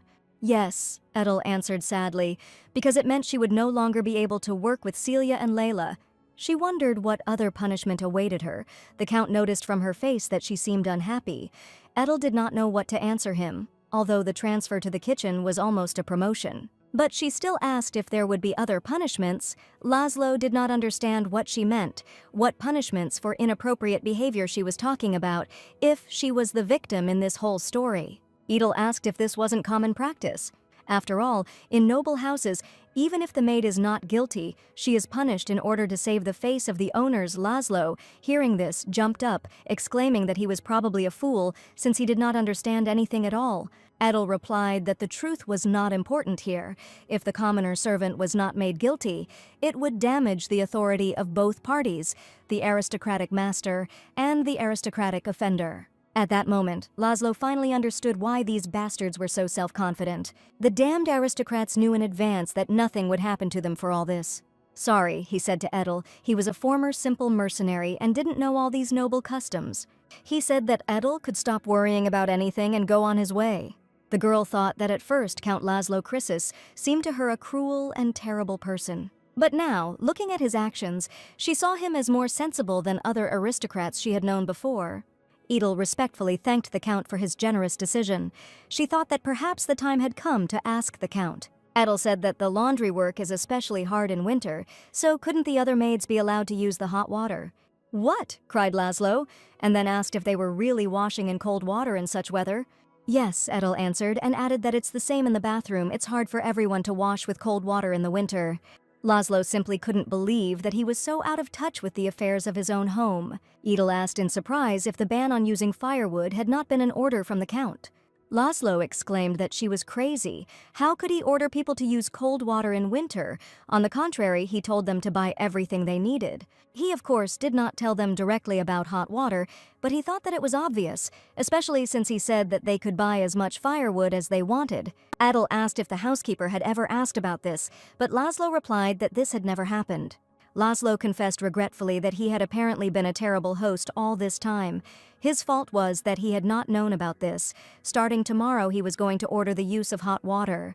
Edel thanked the Count, but he replied that she should thank him, because he might never have known about it. Edel sat and looked at Count Chrysis with some amazement. Now the Count no longer seemed so scary to her. She could even say that he was nice. The next day arrived. The work of transforming the laundry began to boil. The Count personally supervised everything. He ordered that both the laundry and the baths be repaired as soon as the firewood was transported, and also allowed as many workers to be hired as were necessary, and ordered that they ensure that there was enough firewood until the summer. All the workers of the mansion could not believe that what was happening was true. Finally, the maids rejoiced it had been so hard for them without hot water that some were thinking about quitting and returning home. Hot water appeared for the first time in a long time. Edel was happy that everyone was so happy. Suddenly the door opened and an enraged Imasha Bohan entered. She asked who was making noise here instead of eating. "Ah," she said, "this is an imperial gift." She said that Edel himself is cooling his heels, as if he doesn't know how they are all suffering here. Imasha said, nodding at Layla and Celia, that because of Edel, only these two were unlucky, since someone here was currying favor with the Count and getting promoted before their elders. Celia turned from the table and asked if Imasha was upset with Edel over such a small thing, since thanks to her, they could all now use hot water. "What?" cried Imasha Bohan. She was surprised by this news. She was told that the Count had just been to the laundry. He was shocked that the girls were washing in cold water in winter. Hearing about the Count, Imasha became very worried, but they explained to her that from today on she could use as much firewood as she wanted. She told everyone to wait while she went to the Count and checked everything. The girls noticed that the lady was not at all happy with the innovations. Imasha replied that she did not understand how this was possible. She simply had not heard about it. Perhaps there was some misunderstanding. The maids explained that this could not possibly be a misunderstanding, since Edel had just heard everything from the Count herself. The maids suggested that Imashe simply rejoice at the changes for the better, but she angrily turned to Edel. This Edel Lancaster seems to have been trying to undermine Lady Bowen's power by reporting to the Earl. This captive still considered herself noble, but now she would wash dishes, peel vegetables, and prepare ingredients in the kitchen. Imasha told Edel not to answer so casually. If it was her fault that the vegetables spoiled, she would not let it go. Edel said she understood, then turned to the man in charge of the kitchen and said she was counting on him. Imasha thought she was crazy, but Edel was just going to try and learn a lot. She thought that both the owner of the mansion and the servants were, all this time, as if they were under the power of this man. Edel turned out to be the only maid who did not have to fear being fired from this mansion. So if the housekeeper does something wrong, Edel will continue to talk about it. Golden light poured through the twisted frame of the master bedroom window. The girl sat on the bed, hugging her knees with her hands, hiding her face in them, her long hair scattered in disarray. She thought that perhaps Edel was also disappointed in her when it was necessary to take guests to the toilet. Lini could have simply called a servant, but for some reason she did not think to say so. Opposite the bed there was a broken mirror, in front of which were scattered bottles of cosmetics. Line thought that everything happened so badly because she was not a real aristocrat. She didn't know what to do and thought that everything was lost. Another day of hard work in the kitchen began for Edel. She was peeling and washing vegetables when the head maid called out to her. She said that yesterday Edel had not cleaned the boiler and now she was getting into trouble because of her, but Edel objected that it was not her job. Lola should have cleaned the boiler herself. Lola exclaimed that she had simply forgotten because she was so tired, and Edel, as the youngest, had to. Edel smiled and told Lola that there was no need to be cunning because she did it all the time. Edel reminded her not to forget to clean the boiler today. The girl realized that she would never again be that obedient servant who tolerates everything. Now her work was in the kitchen, and it did not seem any easier than what she had done in the laundry. Sometimes she finished very late and her arms hurt. Food was prepared 3 times a day. This was no joke. Edel only managed to rest a little in the interval between preparing lunch and dinner, but this time she did not have time to go anywhere and sat down in a dark corner of the pantry. Every hour it was necessary to process food products and also wash dishes. This work was really no less difficult. Edel felt a little sad when she thought about the laundry. The more she thought about it, the more she realized that meeting Celia and Layla in the laundry room had been a great stroke of luck for her. Now she convinced herself that she had to try harder because she cooked for her friends too. She imagined a multitude of these pots over the fire. Suddenly, the door to her dark hiding place opened and she heard voices. "Here are all the vegetables you ordered," said one person. The second replied that he would sign here. It was Imasha Bohan and she was addressing some Bovex. She was asking why he was shaking so much. It wasn't the first time. Bovex replied that he always did as he was told. Mrs. Bohan asked why he suddenly became afraid if there had been no problems before, but Bovex replied that the atmosphere was simply unpleasant. Mrs. Bohan said that then we would stop. She would look for another supplier since this one didn't even like easy money, but Bovex hastened to say that he was actually very grateful. "That's it," Imasha said, and assured him that while she was here, he would be in the black, and Bovex asked when the next deal would be. All this time, Edel had been carefully watching them from her corner behind the boxes, trying to understand what they were doing, whether they were really embezzling money. The merchant was clearly hesitant to sign anything, and Imasha was acting too confidently. Edel wanted to know if they were really stealing the estate's money. The girl carefully hurried after Imash. This time she would definitely find evidence. She reached the very door of the mansion. When Imasha climbed the stairs to the second floor, Edel hid under the stairs. She clearly heard the steps of the housekeeper, who had already managed to get up. She probably simply left the receipt in the count's office and left. Edel thought that the count was at work now, so the office was empty. Still cautiously, Edel continued on her way. She also entered the office. It was good that no one was there, although it was dangerous, but direct action was always the fastest way. Edel mentally asked the Count for forgiveness for such an unceremonious intrusion. She quickly found a receipt from Bovex's store, which stated that she had purchased Shevik Mountain potatoes, top grade, 20 kilograms for 225 lintons, top grade carrots, 10 kilograms for 105 lintons, and top grade dried tomatoes, 1 kilogram for 120 lintons. What she read puzzled Edel. It said that it was the highest grade, but she remembered very well that all the vegetables delivered were of poor quality, and the grades were clearly listed at an inflated price. They took advantage of the fact that the estate did not understand the varieties, so they were embezzling money for food, but Edel wondered where the accounting book for these machinations could be. Edel walked out of the office thinking that people like that must keep records.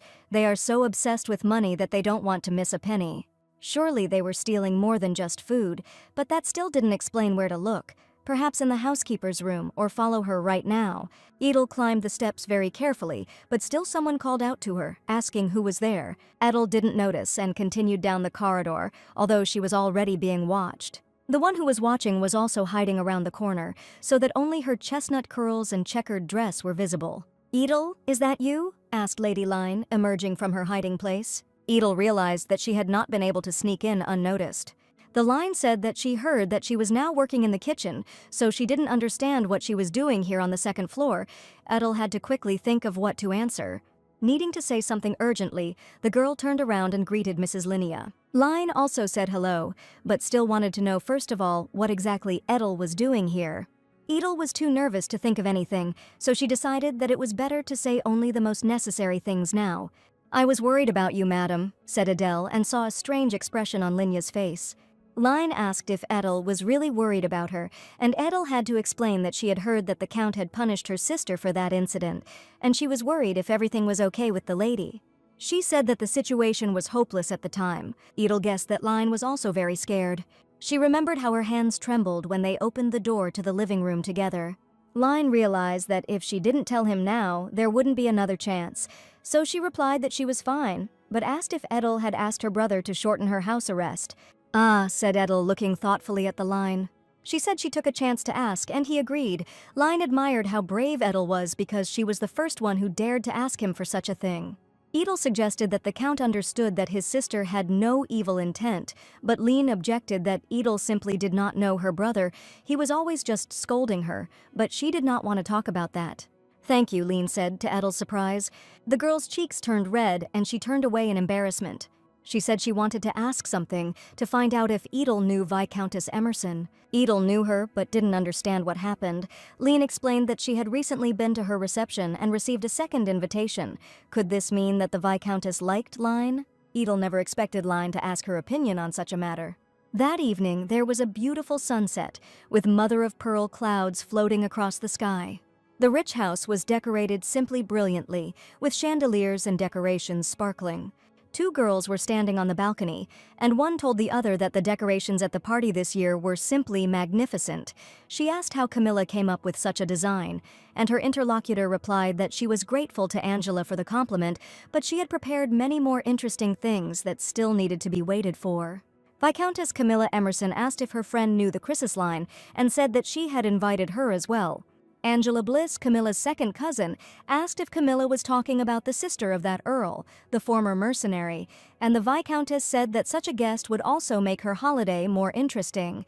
At this time, Lily asked Edel what she could say about all this. She wanted to know if she could become friends with the Viscountess who had invited her.